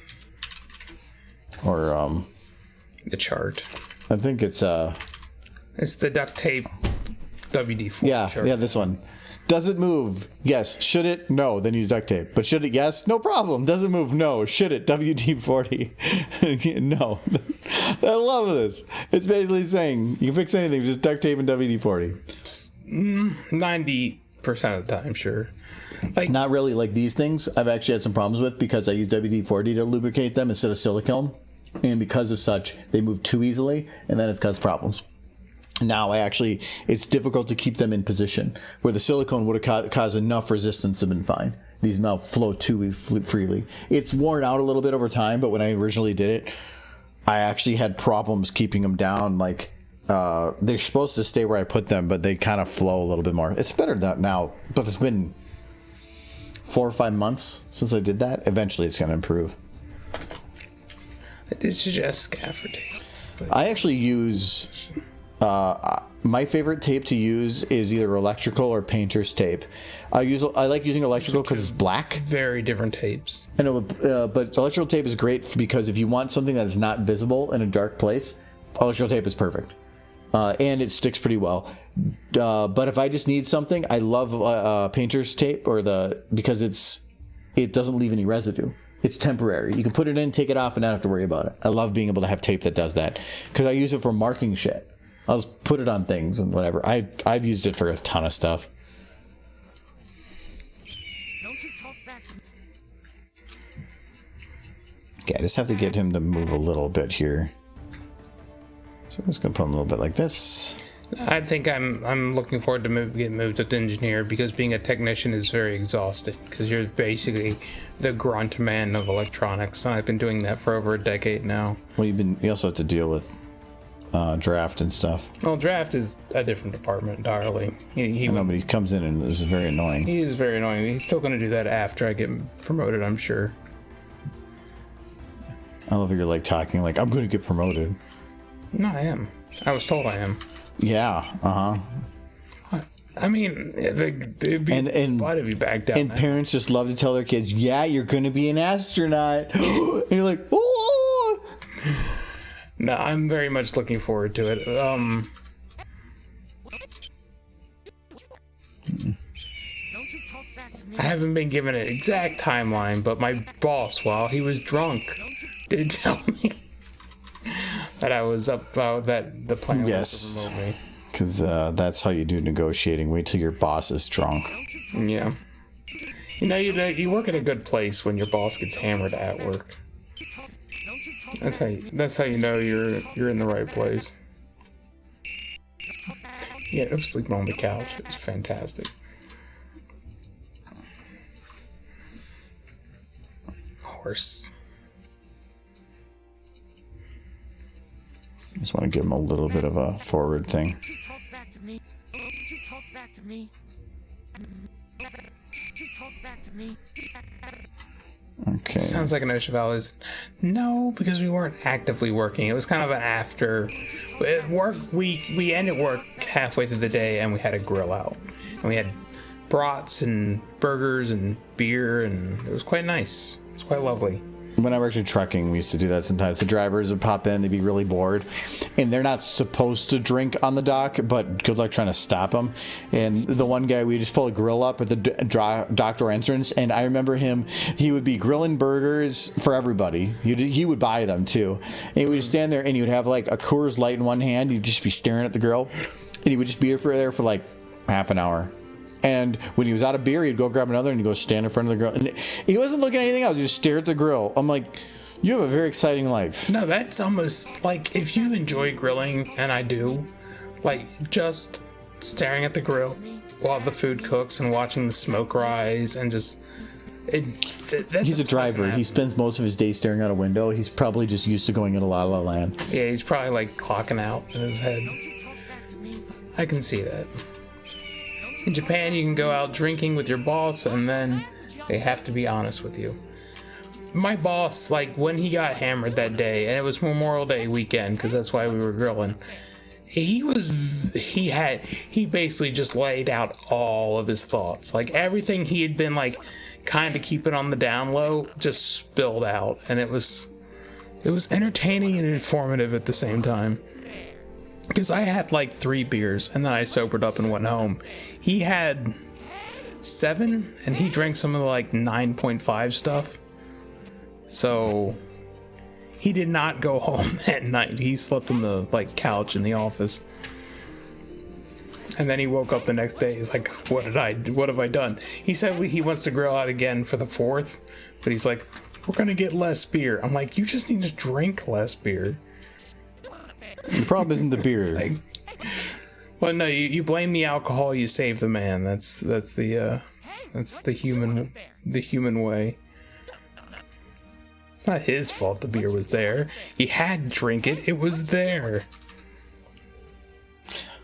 I don't know who kept putting these beers in my mouth. Yes. I mean, like, what's the deal with all this beer? I was surprised because when we were out at the store, I'm like, oh, we can get a 6-pack of this and a 6-pack of that, and we should be good. That's 2 beers apiece. And then he grabs like the 20-pack of Blue Moon, along with another 6-pack of the other beer. And then he drank. Did you drink all of it? Oh, all of it got drank that night. Blue Moon can't be that high. It's like 5 point something. Yeah, it's Blue like Moon's standard beer. I like Blue Moon for that. To me, a good beer is about the 5 to 6% because anything more than that, then you can't have as much beer. Well, you can, but you're gonna have a rougher time in the morning. In Japan, you can go out drinking with your boss, and then they have to be honest with you. Yeah, I just read. That's kind of true. Well, Japan. From when I talked with Draft, it sounds like in Japan though, You're expected to go out drinking with your boss. yeah, it feels like there's a lot more expectation for that, but it also feels like they are uncomfortable with uncomfortable situations. So, like Draft, I think thrives on that, and so he kind of helped push on people a little bit. But everything I've heard about the work atmosphere in Japan is that you work super hard during the day, and then you go out with your boss in the evening because you're all, I guess, friends. But to me, that's it. Your entire life revolves around your job. Yeah, that to me is what it is. So, I work in quality, and anybody that works in quality, if you were to ask, what's the history of quality? Everybody's going to talk about Japan. Everybody goes back to Japan. I had to do a presentation on something at work in regards to continuous improvement. And if you haven't heard the term Kaizen before, it is a Japanese term for basically small improvements over time. And it is big on that. And so there's a culture there that is constantly talked about in my industry that we can never do in America because we just don't work that way. But it works really well for Japan. So, yeah, I couldn't be in a situation where my entire life revolves around my job. If you have no time for your own stuff, then you're not really your own person at that point. You need your own hobbies. You need your own. It's culture though. So yeah, I know it's a culture thing. It's just my perspective. I couldn't do it. Yeah, Dusty. At my current job, I run. We have a base. We call it the continuous improvement system, but essentially a Kaizen system where we try to promote different areas to do projects that help promote continuous improvement. And I developed and run that system. So yeah, half my day during my day job is Kaizen. Well, not the actual act of it, although I do actually quite a bit, but managing and helping push other people to think in that mindset. I always thought to myself, if I was to introduce you to people who work at your work that don't know you, I'd be like, hey, remember that system you really liked that got changed? He's the guy who changed it. Because that's what you do. Take away the system that people are used to. Well, the one system I helped replace was one that they all sent emails to each other to figure out what the hell was going on with the process. Mm-hmm. And then I completely replaced it with something else that was a central location. And people complained about because it was different. But now when they went to go change that process, they complained because it wasn't that process anymore. That's how it works. People just don't want change. Yes. They want to keep... You're correct. We don't need to change. It's the way we've always done things. It's not been a problem. Yeah, no, it is a problem. Shut up. No. It works. And they're used to it. Why would you change it? You're a monster. Why you gotta do this to your poor coworkers? They trusted you to leave them alone. I remember my previous job, they changed the system like every 6 months. And it was Japanese employers, but it was all the time. We would learn a new system and they'd be like, hey, we have a new, better system. And it was maddening. Well, that's not what Kaizen is. Kaizen is about if something needs, or the people that know the best on how to improve a process are the people that do the process. So go to the people on the floor, talk with them, and promote an environment where if something is wrong, like say something goes wrong, you stop everything, figure out what happened, change it, and then move it forward again. So that it's like every time something happens, you improve to make sure it never happens again. Yeah, I remember my boss was like, if something went wrong, the first question they would ask is, what can we change to fix it? And sometimes I wouldn't have an answer for him because I'm like, I made a mistake. I did not make that mistake. But then what can you do to help ensure that you don't make the mistake again? Yeah, but there's not always an easy answer to there isn't. And that's one of our problems is when you're working quality, one of the main things that people complain about is you say, this is a problem. What was the problem? And they'll always go back to training. We just need to train our people better. Okay, you said that the last 3 times. It apparently didn't fix shit, so...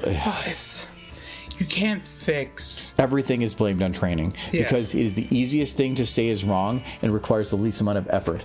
But the thing is, when somebody makes a mistake, sometimes there's just not really an easy fix for it. They just have to not make that mistake. But they still go run through the process to determine that. Yeah. And if it ends up being that there is nothing they can do, well, then there's nothing you can do. Or at least there's nothing cost effective to do. Yeah. And there's like for the lights when oil lamps have always worked just fine. Yeah, there's that. But no, that's basically my day job is running or helping promote that. We're actually at my building. It's not going so great at one of the other buildings, which actually has a morale problem. It's actually going really well. Like we're getting a lot. Like one of the guys just put in a project that just said in big capital letters pride flag and question mark at the end. That's all they put in. No name, no nothing, because they don't want their name associated with it. The head of the facility went and contacted or the one guy that helps me out with stuff contacted the boss that runs the facility. They ordered a pride flag and had it up on a flag in a week.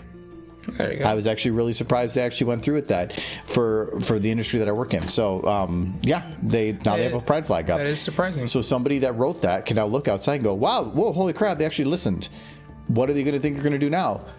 They're going to submit more ideas for stuff, and hopefully some ones that like start getting into the processes and stuff. So it's pretty cool stuff. Yeah, I imagine it would be rather encouraging. Can't fix stupid no matter how much training. Yeah, there's that too. Yeah, like sometimes you just have to let somebody go at some point. That's the way you fix it, but that's not something you really want to do. I've worked in industries where I had a lot of stupid people. I will say that with where I work, I do not work with any stupid people. There are some people that are a little ignorant in some ways. None of them are stupid. They're actually all really smart. The amount of engineers I work around and stuff, it makes me feel insignificant for how smart some of these people are. So when they actually have a complaint about something, it's usually for a legitimate reason. The difficulty is just getting them to change because they're doing a great job. They just don't realize they could do it better. So I'm going to be an engineer student. Does that make me smart? No. Oh. Because you're like 55. you got your senior discount to think about. I have a lot of flaws, but electronics I understand. Unlike people. And there's, in my opinion, and this is my opinion, everyone makes mistakes. Absolutely everyone. There isn't a person on this planet that doesn't make mistakes from time to time because there's just stuff you miss, especially if you're super busy. If you're a super busy person and your job is really demanding, it's an atmosphere for mistakes to happen. If you work in an atmosphere where there's like 3 people to do everything and you're not busy, then you're probably going to make fewer mistakes. But you're going to make mistakes. That's just... No, mistakes are always going to happen. Yeah. But it's about... Well, no. What it's about is whether or not you have the capacity to fix your mistakes before anybody else finds out. Well, as long as you can fix the situation. Yes. If fixing your mistake usually means covering it up. You don't want to just, that's not what you should do. I'd rather have, if I find that somebody's just covering up problems, that's how you get fired. If somebody comes to me and says, like, that we made a mistake, this is wrong, that's not their fault. Mistakes happen. It's when you cover it up that it does become your problem. Well, if you cover it up in such a way that doesn't resolve the issue. Because, yeah. If you can resolve the issue to a degree where you're not so much covering it up, but you're making it work, then that's different. That's what I don't want to say that's what you have to do because it's not something you want to. That's not a situation you want to put yourself in. But if you make mistakes and then you basically like run to somebody else to fix it every time, it's not going to look good. Like, and you're going to make mistakes because everybody makes mistakes. But there's most people that I work with don't. It's not about mistakes, and if they do, that's what the quality engineers are for. They don't. It's not. They fix mistakes. It's when it's more of you have a process that works, but there's something you can do that would make it better or improve or maybe even fix the quality of the stuff. Very little work. Now, like I said, we work with a lot of smart people. Yeah. They figured out how to fix their mistakes. Just do better. That's all you got to do. Yeah. Derpy isn't perfect. Yeah, Derpy is a mistake. It's pretty much the get good of life. Just get good. I have a problem with Derpy is. Hello, Fire, if you didn't hear me. I have a problem with a boss who wants to put people who are not mechanically inclined into CNC machines and other machining processes, purely because they just need people to do the job, and they're just going to throw people in because it's better than hiring people. Then they come to me to get taught. That's not really my job. Oh, no, I know how that feels. I'm already doing 2 jobs and training people how to be a machinist. Should not be one of them. I actually have that issue where I put systems together, and I told my boss earlier on, I don't have a problem building these systems, but I do not want to just keep maintaining them, and by training being one of them, because I'm never going to be able to build anything more because I'm going to be stuck just managing these systems. Guess what? I'm stuck managing systems. So, and a lot of it is I have monthly training on how to use these programs, when originally said I will, as long as I can hand these things off. It never happened. So that's been frustrating. I don't like training. I mean, I do it fine, but it's not my thing. Not at work. I'd rather keep building things. Trying to figure out something. No control. I don't think you guys use our. I don't think CNC uses our remotes. I've definitely heard of them before. CNC? Yeah. It's not a specific machine. It's a type of machine. All right. It's a router, I think. We have a lot of that stuff there. I do a lot of work with our receiving inspection. I'm stuck managing people. I'm not a manager. I think that's a quote for like half of America. Everybody, we got tons of middle management, but it ends up being that people on the floor are the ones actually managing. My boss on a road trip one time, he was like, we were on a road trip, and he's like, I'm not a manager. I'm horrible at it. I don't want to be anybody's boss. I just want to work. I just want to do engineering stuff. And he's my boss, and he got promoted up to. He's good at the management stuff, though. He's good in that he is a good manager, and that he is not a butt. I've had a lot of people who run a business who are kind of, for lack of a better term, they're kind of just assholes. They're incredibly like forcing people's nose to the grind kind of individuals, where he's like, hey guys, how's it going? You guys want to get like have a grill out later and like just chat about nonsense? And he's just a cool dude. But he's not I've had a lot of bosses in the past which are their entire existence is just pushing you harder and harder and harder. And he's not that guy. No, that's just getting into better industries. But thank you, Busbone, for the gift sub to Cowgirl. Oh, well, thank you very much. Yes. Is Cowgirl here? Or probably not, but I bet you Cowgirl is streaming. Bet you that's what it is. Yep, Cowgirl streaming. Apex Legends. Oh, 3-axis machine station. Lost respect now. Actually, I've never played it. I did play Titanfall though. Titanfall 2 is amazing. Okay, so this one I'm just going to color code when they're done. This one I can consider done. I didn't do any lighting though. Whatever. Yeah. I gotta actually turn on this so I know where my overlay is. Yeah, Dusty, my company makes remote systems for heavy machinery, so I don't know, maybe you've seen some of our remotes. I have no idea. With all those details, you probably would. But I recommend not giving company names.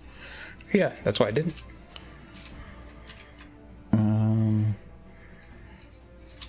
I don't think I have Gabby moving. Yeah, she's not moving at all here. I need to give her a little bit of motion.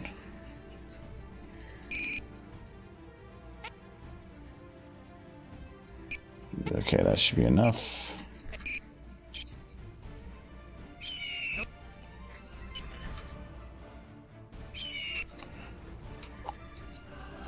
I'm just going to shift this to be a little bit more that direction. Okay. do I want to deal with the wings? Should I just keep them stiff? I mean, I've kind of grown used to them just being stiff. It's kind of like making herself look bigger to like threaten a predator. Well, it's more of, do I want to animate them bouncing? I'm thinking no, because I don't think I care enough. It's a short. It could be any machine, but ours is 3-axis machining stations. That's fancy. Yeah, I mean, you could be using our remotes. I don't know. We're not the biggest remote supplier in the U.S., but we are getting more and more business, and it's been very beneficial for me. We're growing, and growth is good. Yes and no. Growth is good if you are able to handle the growth. Well, we need another person. My boss is really trying to hold off by basically trying to fill the role of a technician, but his time is better spent. His time should be better spent elsewhere, and he's kind of basically taking on his old role that I filled because we need another person to fill that role. And it's great having his help because he's definitely incredibly helpful, but it's not where he should be, in my opinion. But it's where but sometimes you just want to do the stuff. It is. It's like my boss is not supposed to be. My boss is not supposed to do like floor stuff. You're supposed to manage, but he likes to get his hands dirty and do some of the not floor stuff, I guess. He likes to get involved with the like certain projects that are going on because that's what he did for many, many, many years, and he misses doing it. So you can tell he definitely wants to sometimes get down and dirty. That's kind of where my boss is too. He's told me, like I was just saying earlier, he doesn't want to be a boss. He wants to be the guy doing the wiring, doing the engineering stuff, designing, and he still gets to do some of that. But he's spent more and more time in sales. And sales is so fun though. He hates it so much. I would hate sales. That's kind of why he's hired on another person. But Watch your language, young lady. like he has been spending most of his time doing sales stuff, but he misses the hands-on stuff. Like even his engineering job is just him doing schematics. Like there's nothing hands-on about that. He draws up the schematics, and I've been the one like doing the practical implementation of said schematics. But he misses it, and I know he does. But he is incredibly knowledgeable with the systems, and when it comes to talking to customers, especially new customers, and the implementation of systems, he's the guy they need to be talking to. So that's where his time is better spent, even though he's not as happy there. Watch your language, young lady. I think that's part of the reason he wants to promote me is because he wants me talking to those people, and I'm semi-convinced that eventually, in the perfect situation, he's going to be our boss, who's also a technician. I think that's where he wants to be. He wants to be in charge, but he wants to be doing like the ground floor stuff. It'll be interesting. This one I am going to bend the wings a little bit, because I feel like trying to have them fall backwards that quick is going to be a little weird. So we're going to see if I can delay them. Ooh, not like that. Delay like this. So I'm guessing you don't use anything wireless on those machines, Dusty? Because everything we do is wireless. So probably not then. Yeah. Solid house. Probably not.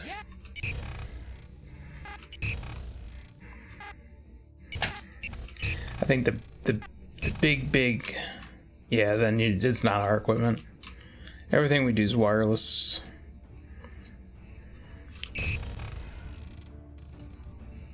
The wings I might have flap out a little bit. You'll have to let me know, Michael, if this is okay. Well, I will. I'm gonna be very. Oh, that's kind of good. Like that. Nope. I think you need to have the other wing moving in Yeah.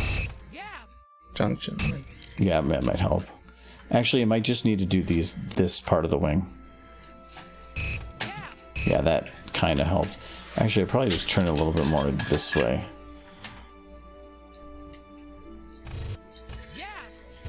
Okay, yeah, that helps a little bit. I'm not done with mine. Makes it sound like I'm taking a piss. Looks like it too. Maybe you are. That's all the tea. No. A little bit like that. A little like that. Yeah, that looks okay, right? Yeah, that's good. Yeah, okay, that's okay. So with that, I thought about having her do a second blink, but I like the idea of like just death stare. Okay.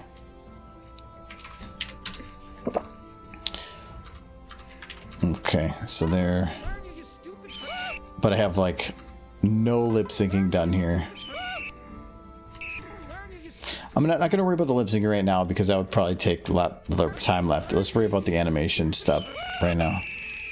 And I think for the most part, I think I can probably go with what's here. I think I might have Gabby come in at a harsher angle for the initial pickup. I think whatever keeps her in the frame the longest, which I kind of feel like you're at that now. Yeah, but no, I got unlocked. Yeah, which is for good reason. I just have to remember to relock it. Okay, so we're gonna turn her to go up a bit. Oh, why does it sound like I'm taking a piss? Oh, sorry, word. You did say that. I did say that, but like he's gonna get it every time. Yeah, I guess. It's his job. Okay. And I'm imagining that the wings are going to move. I don't want to do anything with the wing flapping until I'm actually ready. So the idea is she swoops in and then kind of slows down for a second and then flaps to take off again. I kind of like the idea of like a few seconds passing and then you just see him like fall on the rocks in the background. No. She just drops him. Because there's something called perfectly cut screams, and I'm going for that route. Yes. That is entertaining.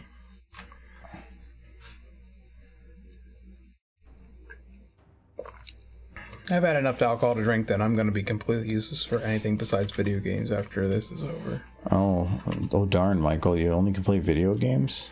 Right?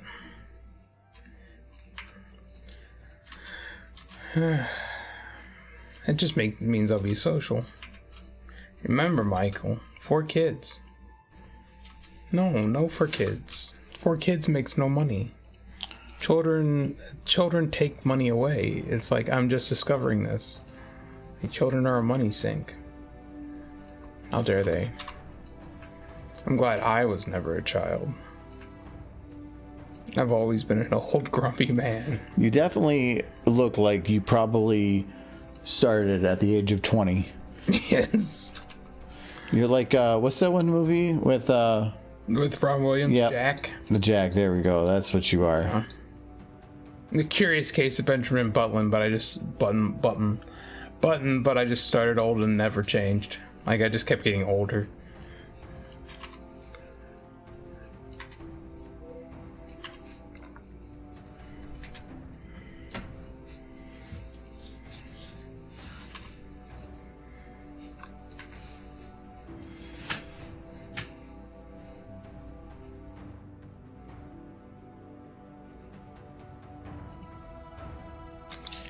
Okay, so this I'm going to.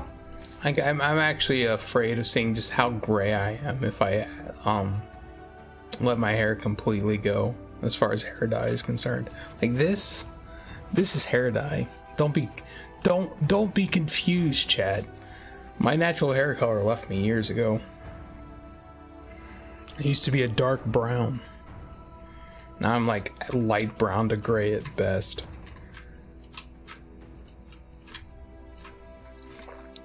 You must have pissed off like Father Time. I think I did. He's just getting back at you. But you're never gonna go gray. No, I don't actually know what I'm gonna do because nobody in my immediate family is also redheaded. Well, both. I'll probably stay red forever. I have my dad was redheaded and my Aunt Penny's redheaded, and best I could tell, they never went gray.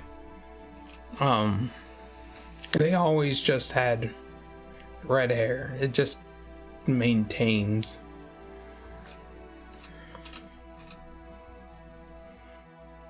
I need to fix her eyes. She's kind of like staring off into weird places. Stop staring. Like, look at him. Wait, what is... Oh yeah, that's your tongue. I forgot. I gotta like be careful with that. Okay. Keeps trying to fly away. Yeah, Gabby doesn't know how to keep her tongue in her mouth, which is kind of funny because her name is Gabby. Gingers are cursed, Sir Edward. You're right. Hey, wait. Wait. I don't like... I'm not cursed. You're cursed. You're cursed forever to remain a redhead. To your very dying day. And it's kind of... It's a curse and it's a blessing at the same time. Because, yeah, sure, you got red hair, but it's never going to turn gray, probably. Probably.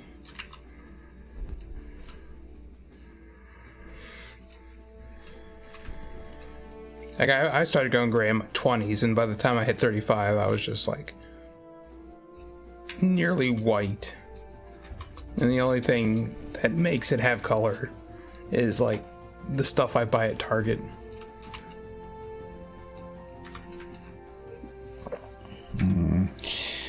There's jiggle bones there that I'd have to control to get the look that I want here. I need to have a little bit more of a snap at the end there. Died. I was like, this is also dyed. This went gray too. Ginger are cursed to be gingers forever. That's fine, because if I stop being a ginger, then I get my soul back. Yeah, and who knows? You'll immediately have like horrible realizations. Like, oh no, what have I been doing? How did you get the voice lines for Headshot Surgery? That all was from Borderlands, the pre-sequel. So I thought it was in this folder. Where? I started going gray pretty early when I was in the hospital a lot. Like in my early 20s, I was in and out of the hospital constantly. And I think a lot of the stress turned my hair gray. It kind of confuses why their audio's missing in this folder. But anyway, it's Borderlands pre-sequel. I got a export of all the OGG files, the OGG files, offline. And I think the original idea for it was... Jay Holler wanted the audio files because he wanted to do some like crazy pinky things using Dr. Spara, which is the character from Borderlands pre-sequel. And I was like, yeah, I can get those for you. So I went and got all the audio files exported and got all those and was going to send it to him. And then he's like, actually, I got caught up working on the intro for Anthology 5, I think it was. I can't use anything of the audio. Sorry about that. And I'm like, can I use it? Because I actually have some ideas for it. And he goes, sure, go ahead. I mean, I did the work, so I guess. And that's where I did the side to eye short, the first one. And then it just kind of cascaded from there. So it was actually Jay Holler that gave me the idea to use that. But Spara, Dr. Spara is she's the best character in pre-sequel by far. Jay gave you another idea, which I've always been sad that didn't come to fruition because it would easily be copyrighted, and you don't want to do anything and copyright it anymore for obvious reasons. No, that one was my idea, I believe. The Bring Out Your Dead. Which was funny because my boss said something on an email, and he says, "Bring Out Your Dead, 10 points if you can guess what movie that came from." I'm like... Everyone knows what movie that came from. And so I responded, like, I am happy. And I'm like, yes, I know that movie. Yes. Who doesn't know that freaking movie? No, I still just love the idea of Applejack with her mom. Just trying to put her on the cart. It fills me with so much joy. It would be pretty funny. Yeah, but it would be copyrighted so quick. That's the thing. Yes, it would be. Unless she'd like redid all the voices with 15 AI. But then it's not. I feel like you'd be losing something. You probably would. You're probably right. It would be far better with the original voices. But I always imagined Trixie being the one pulling the cart in my head. You could definitely do it with 15 AI, but it's just you can't get the funny and the emotion that you would get. No, it would definitely be better with the original voices. But just the idea of Applejack's mom being like, "I'm not dead." "Yes, you are. You'll be dead any minute." "Not dead." It's like, now you know what happened to Applejack's parents. You just pan over to her dad, just off screen. Like, see when she says, "Oh, see you next Tuesday." I'll go for again. Immediately pan over. Oh, looks like you're doing a short again. Yes, we're just kind of burning through it. Trying to see if we can get it done. AJ's mom is in jail for killing her husband. Yes, she is. Yes, because the watermelon blamed her. Yeah, we're just doing a short. I started it a while ago. I'm just now finishing it. The third week. Third. Well, technically it's 1 week because they started last Friday. But I've already finished 5. Only thing I need to potentially do is this is what it looks like with lights on. I probably will try to. Oh no, that's what it looks like with the lights on. It's very bright. Yeah, it's not going to work. So I need to. Well, this is just with lights off. Just keep it with lights off. That looks. No, better. I'll put lights on because I think there's a version of this map that has no lights, and then just add a couple, or they're dim, so I can play around with it a little bit. But it'll take a little bit. But the animation is basically done. But I do not have the lip sync done. So what do I have to? Oh, no, I do not have the lights on.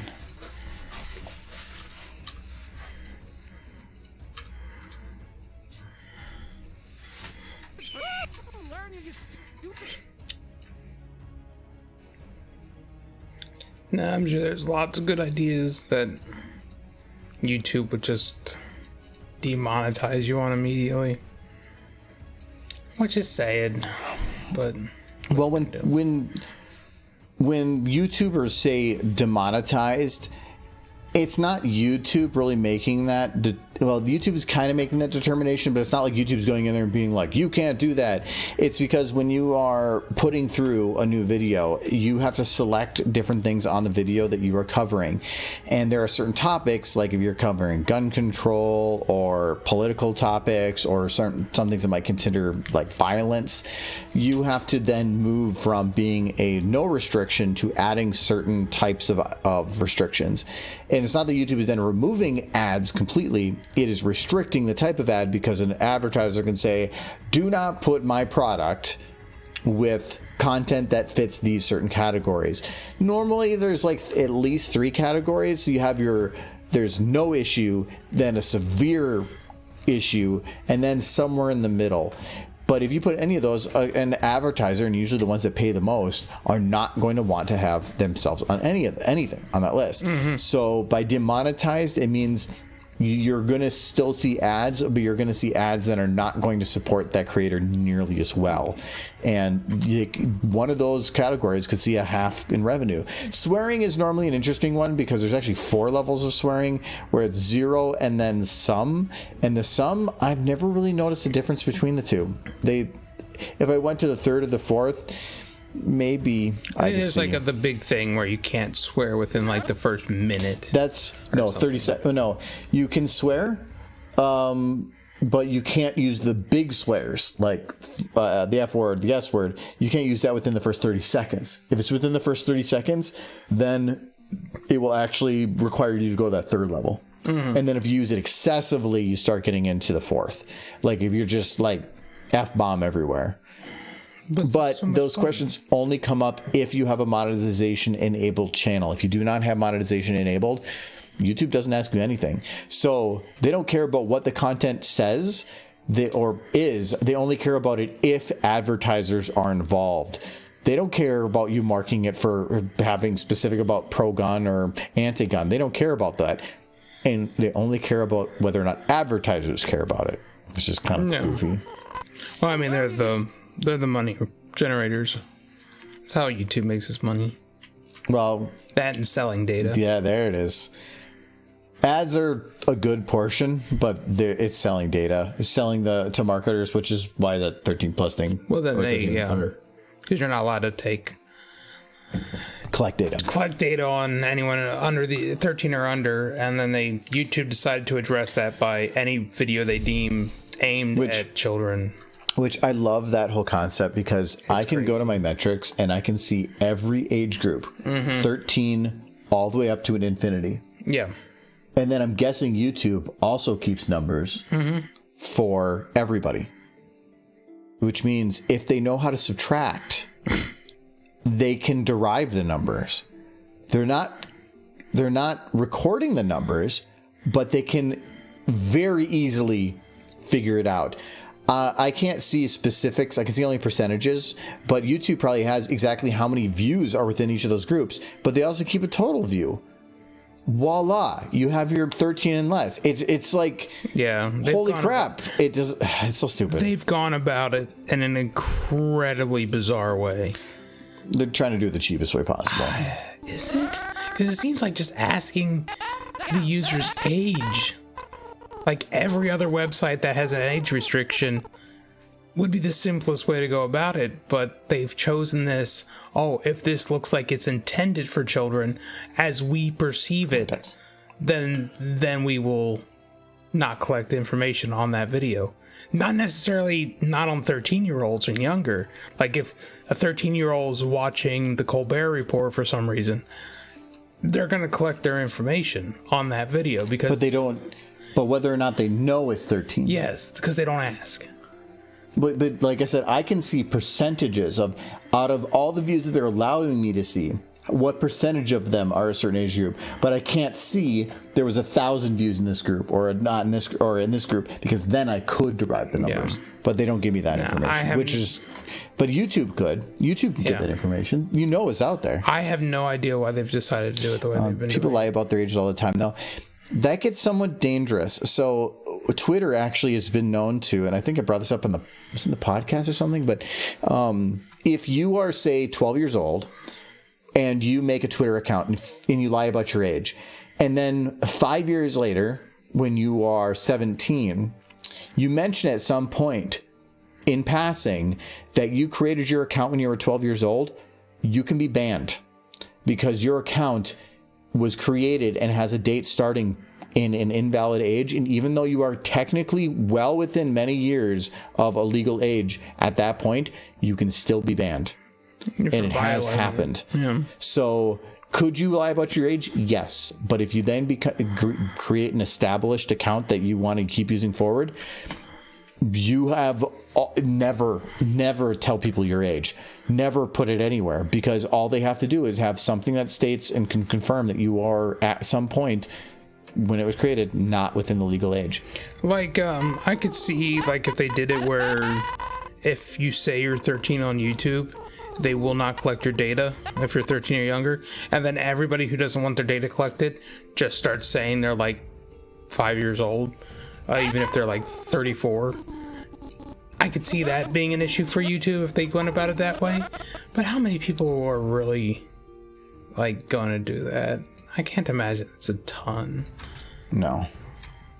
I don't know.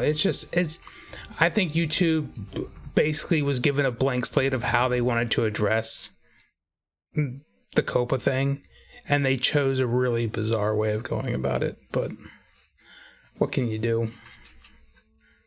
Except, like, shake your fist at them. When Siler's kind of broken. It's kind of weird. You got a very pointy chin.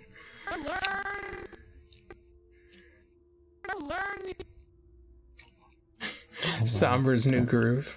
Those subtitles. He's always...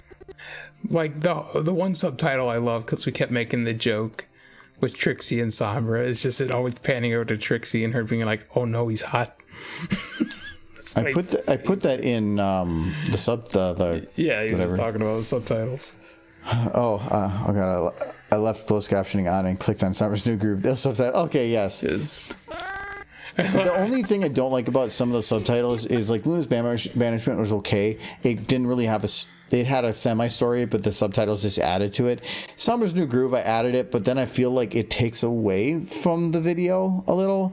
I like that it comes as a surprise to some people, but the fact that first it actually diverts away from what actually might be interpreted in the story, but also that closed captioning is important for some people to be able to actually understand what's being said, and because of such, it can be interpreted that something is actually being said when it isn't. So it's like abusing the system. So I kind of have some concerns with doing stuff like that, but I'm not going to do it that often because of that. I don't want to make a system lose value. I do just love Trixie's like the "oh no, he's hot," because Trixie seems like the one character who'd be sent in with like Starlight and be like, "Quick, Trixie, we have to stop Sombra. We have to use the blah blah blah against him." And then she runs in there and she's like, "And now I will."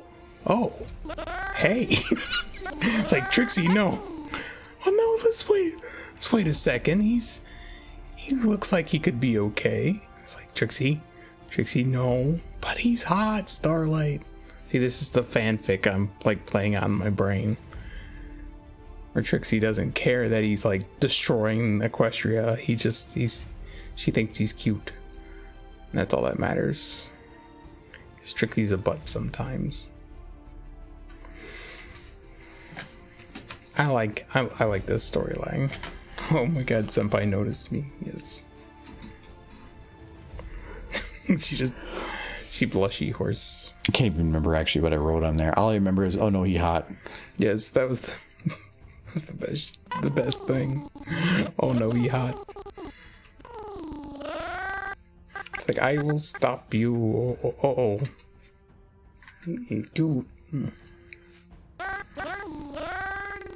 No, if there was any character to nearly destroy the world because they thought somebody was kind of cute, so they couldn't do it, it'd be Trixie.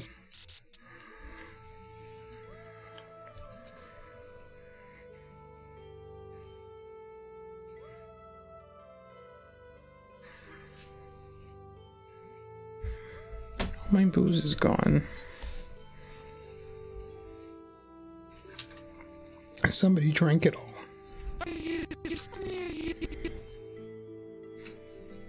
I'd get another beer, but there's 10 minutes left in the stream, so probably not.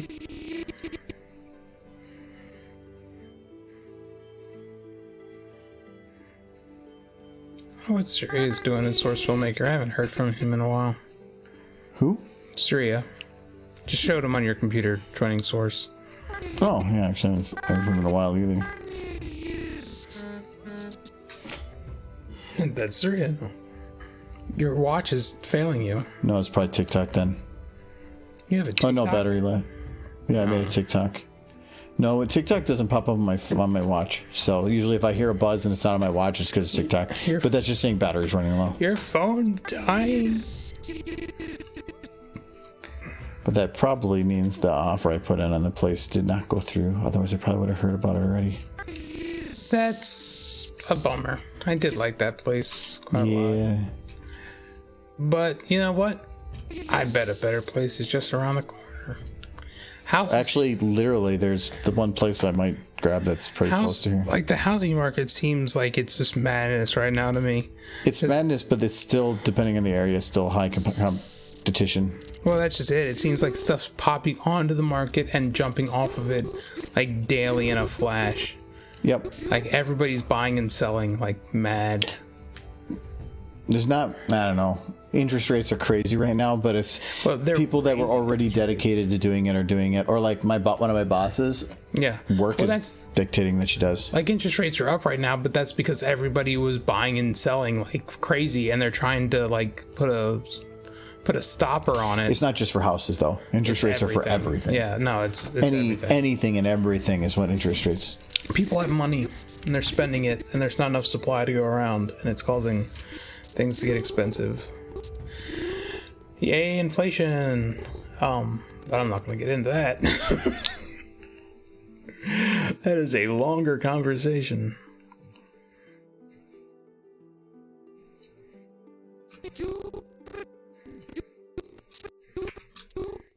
I want to look at horsey things, but not that horse.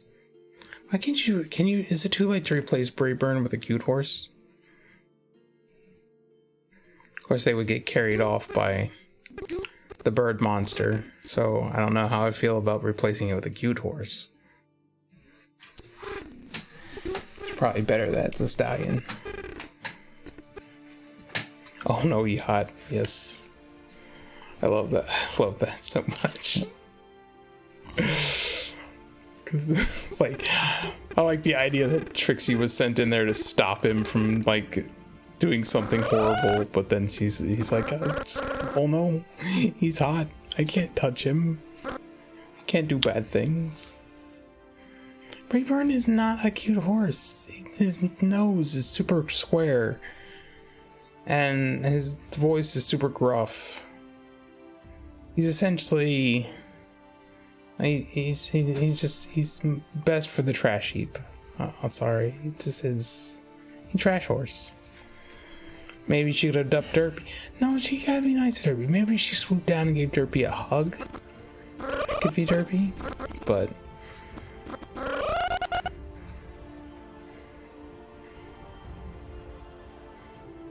because they're both like delivery creatures, right? She delivers mail, Derpy delivers mail. They have a lot in common. Okay, so please actually grab. Don't Billy his Trapanoid snoot. I'm assuming you meant bully. But I like, don't Billy him. I'm wondering if I should have Brayburn and Gabby screaming right here. So I'll probably have them. Square snoots aren't cute. I'm sorry, sir. They're just not. They're like, I mean, the princesses have square snoots, and I never really liked it. I wish they had made them rounder snoots. I wish the princesses have round snoots. I said it. Round snoots are cuter.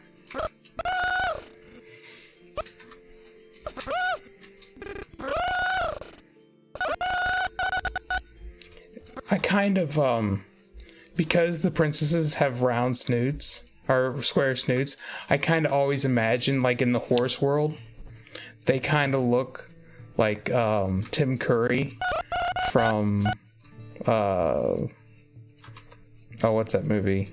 We watched it recently. Help me. I know you know. I'm dying here. Help. Something R. Rocky Horror Picture Show. Mm-hmm. Thank you. I kind of imagine that Celestia is Tim Curry from Rocky Horror Picture Show within the horse universe. She is very masculine for a mare. It's not about being masculine. It's about being showing strength and a chiseled chin. Yeah, she's just like she's also works out. She is a mare with a very chiseled chin.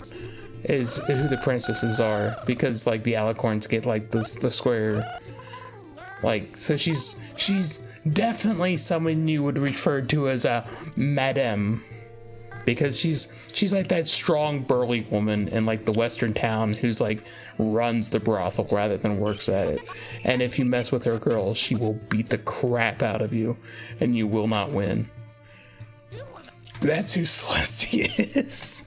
Did you say Celestia runs a brothel? I'm saying she would be the one at the brothel who runs it, because she would be like the one who breaks somebody's face for messing with her girls, because she's just like, she's burly. His legs left. I can't actually block those and make it work, because it might actually be different positioning. I copied him without actually unlocking his shit, so I want to use his forward position, like right here. So here, just to save some time. And so I just needed to grab that. So now yeah, now it works. But I have to playhead it at some point, because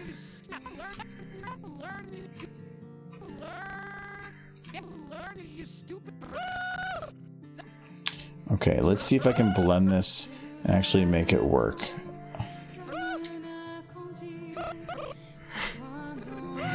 Goodbye, Brayburn. Okay, that's actually fine.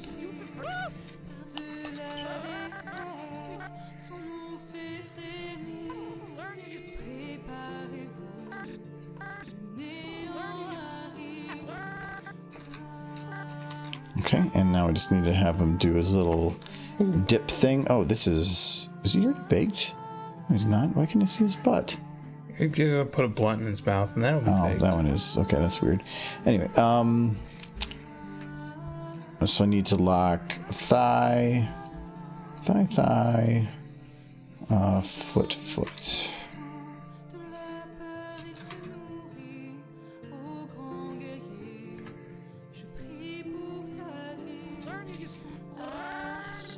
Okay, not enough. I need to bend it a little bit more. Okay.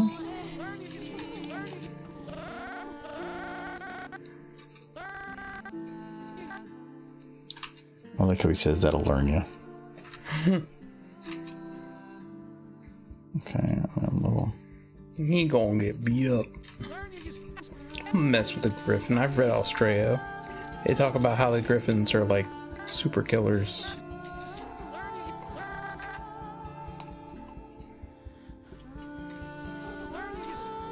They also talked about how the Griffins clearly have a lot of tactical advantages over the ponies, but for some reason the Griffins aren't the like species who run everything that the ponies do in Equestria. I mean, the Griffins do have their own kingdom, but it's kind of crap.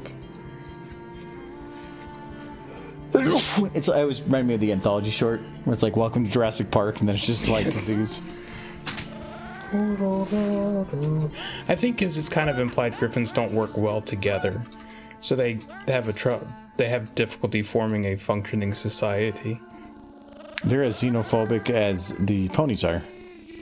The ponies definitely start out xenophobic. They get better as a series. They get better, but they start out really bad. I'm pretty sure it got worse because Gen 5. Like, well, yeah, they're gone. Like every other species. Well, every other species is gone, and they become like scared of other ponies. Other ponies of different races. Yeah. You know? So there's definitely some. I kind of wonder, like, because the initial thing, like in Gen 4, if they had done that, the Wendigos would have come and messed everything up. And I wonder if ponies got to a point where they could not get along, where the best decision to make was to get rid of all magic to keep the Wendigos from coming back, because trying to fix everything became too much. And I think they kind of touched on that in the special. I don't want to give away too much, but like I feel like magic coming back to everything is going to have a lot of negatives, but we'll see. I don't think bad people are the ones who took away magic. I think good people took away the magic to prevent horrible things. It was Cadence. Could have been. She should still be somewhere. Cadence, Twilight, the Princesses, Discord. I don't think Discord's there. The comics kind of showed that. You don't, or you do? They showed his horn. Have you read the first comic yet? No. Okay, well, we'll leave it at that. The comics, the most interesting thing going on right now, and only the first one's out.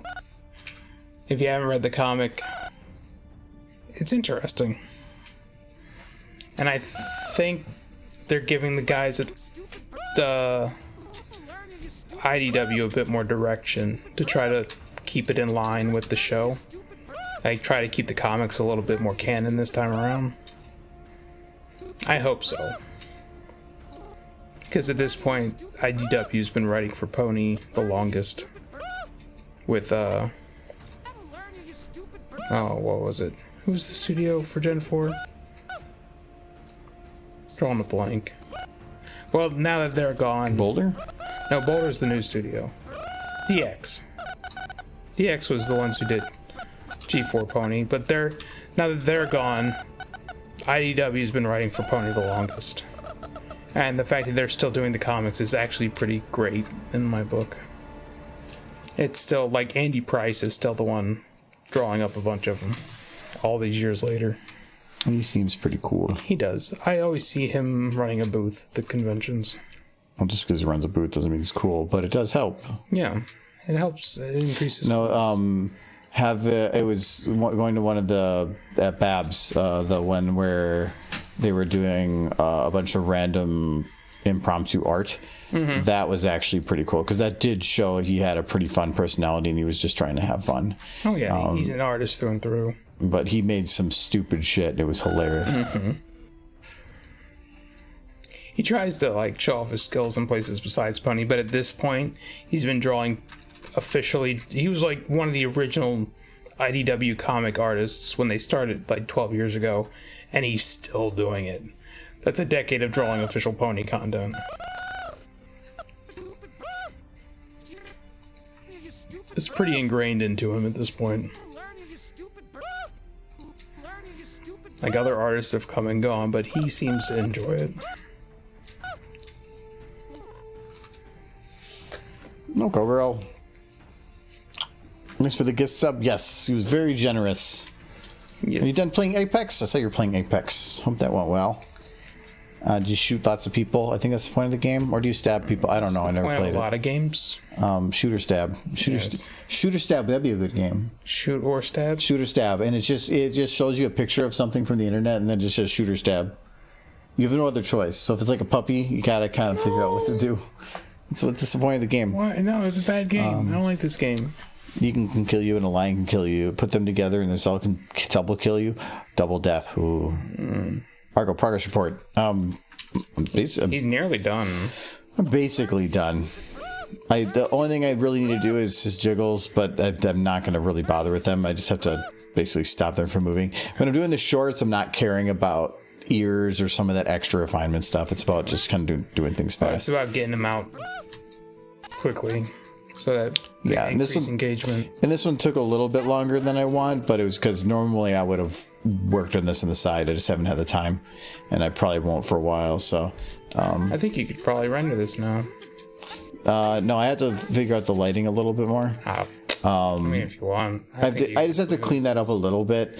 Normally, I don't mind the lighting as it is, but I like adding a little bit of extra lighting along the edges, but I can't do it with the lighting like this. I have to actually recreate it the other way. But we'll see. Use the page with the high loser cake from the comic. No, I did not. So,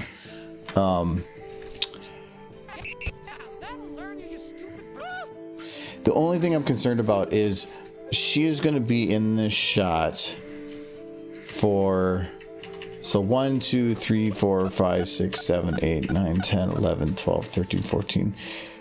That's half a second. Is that enough to understand what's going on? I think the slowdown right here means yes.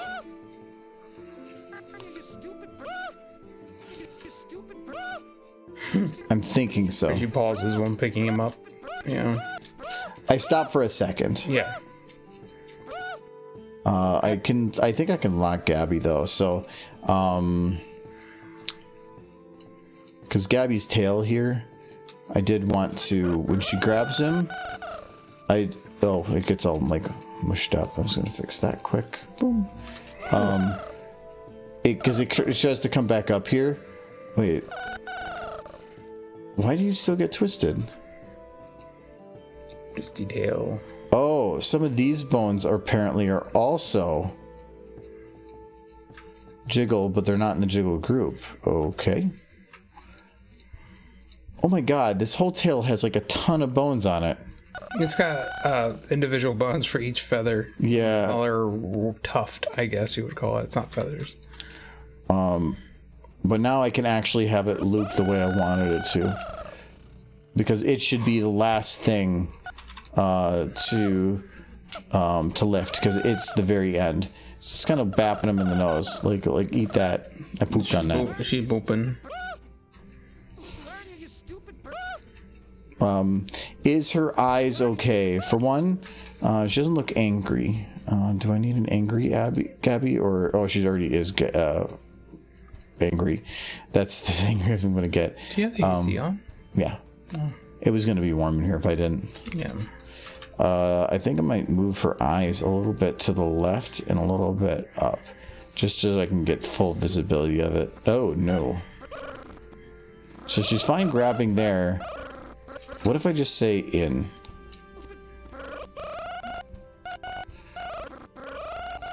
I'm going to say from here to here. It's a little bit left and a little bit up.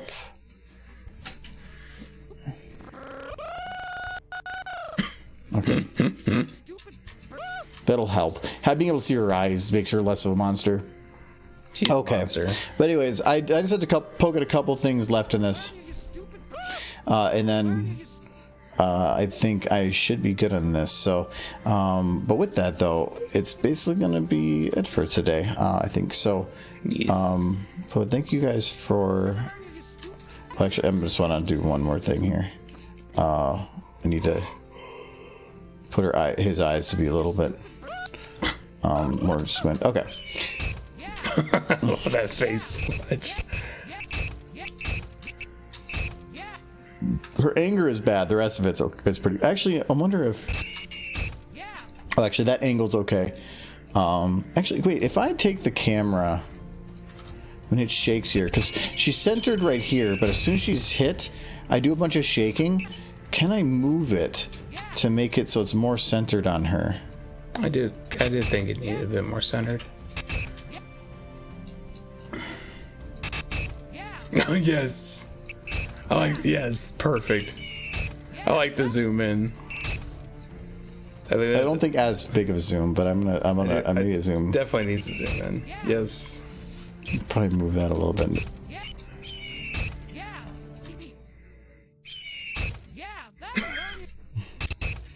I like this so much. The angry. I almost feel like I need to extend this way out. There's a general consensus on the zoom. That's a good. Yes. Okay. The angry zoom. Okay. I like that. Yes. I'm definitely gonna do that as well, I don't know if I want to do that as the thumbnail.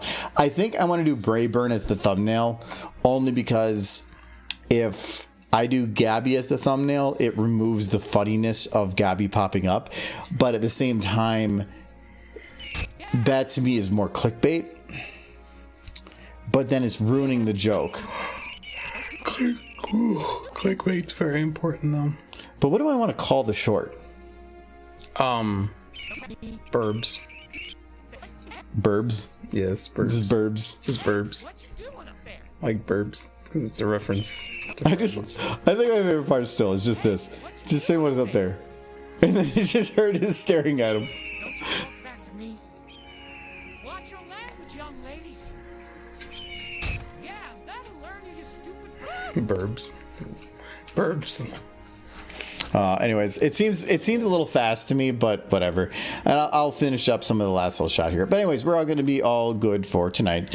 We are going to be back Sunday to stream. As of right now, we're planning to do It Takes Two. Me and Michael are going to try to. Yeah, fantastic. I told that to you last week.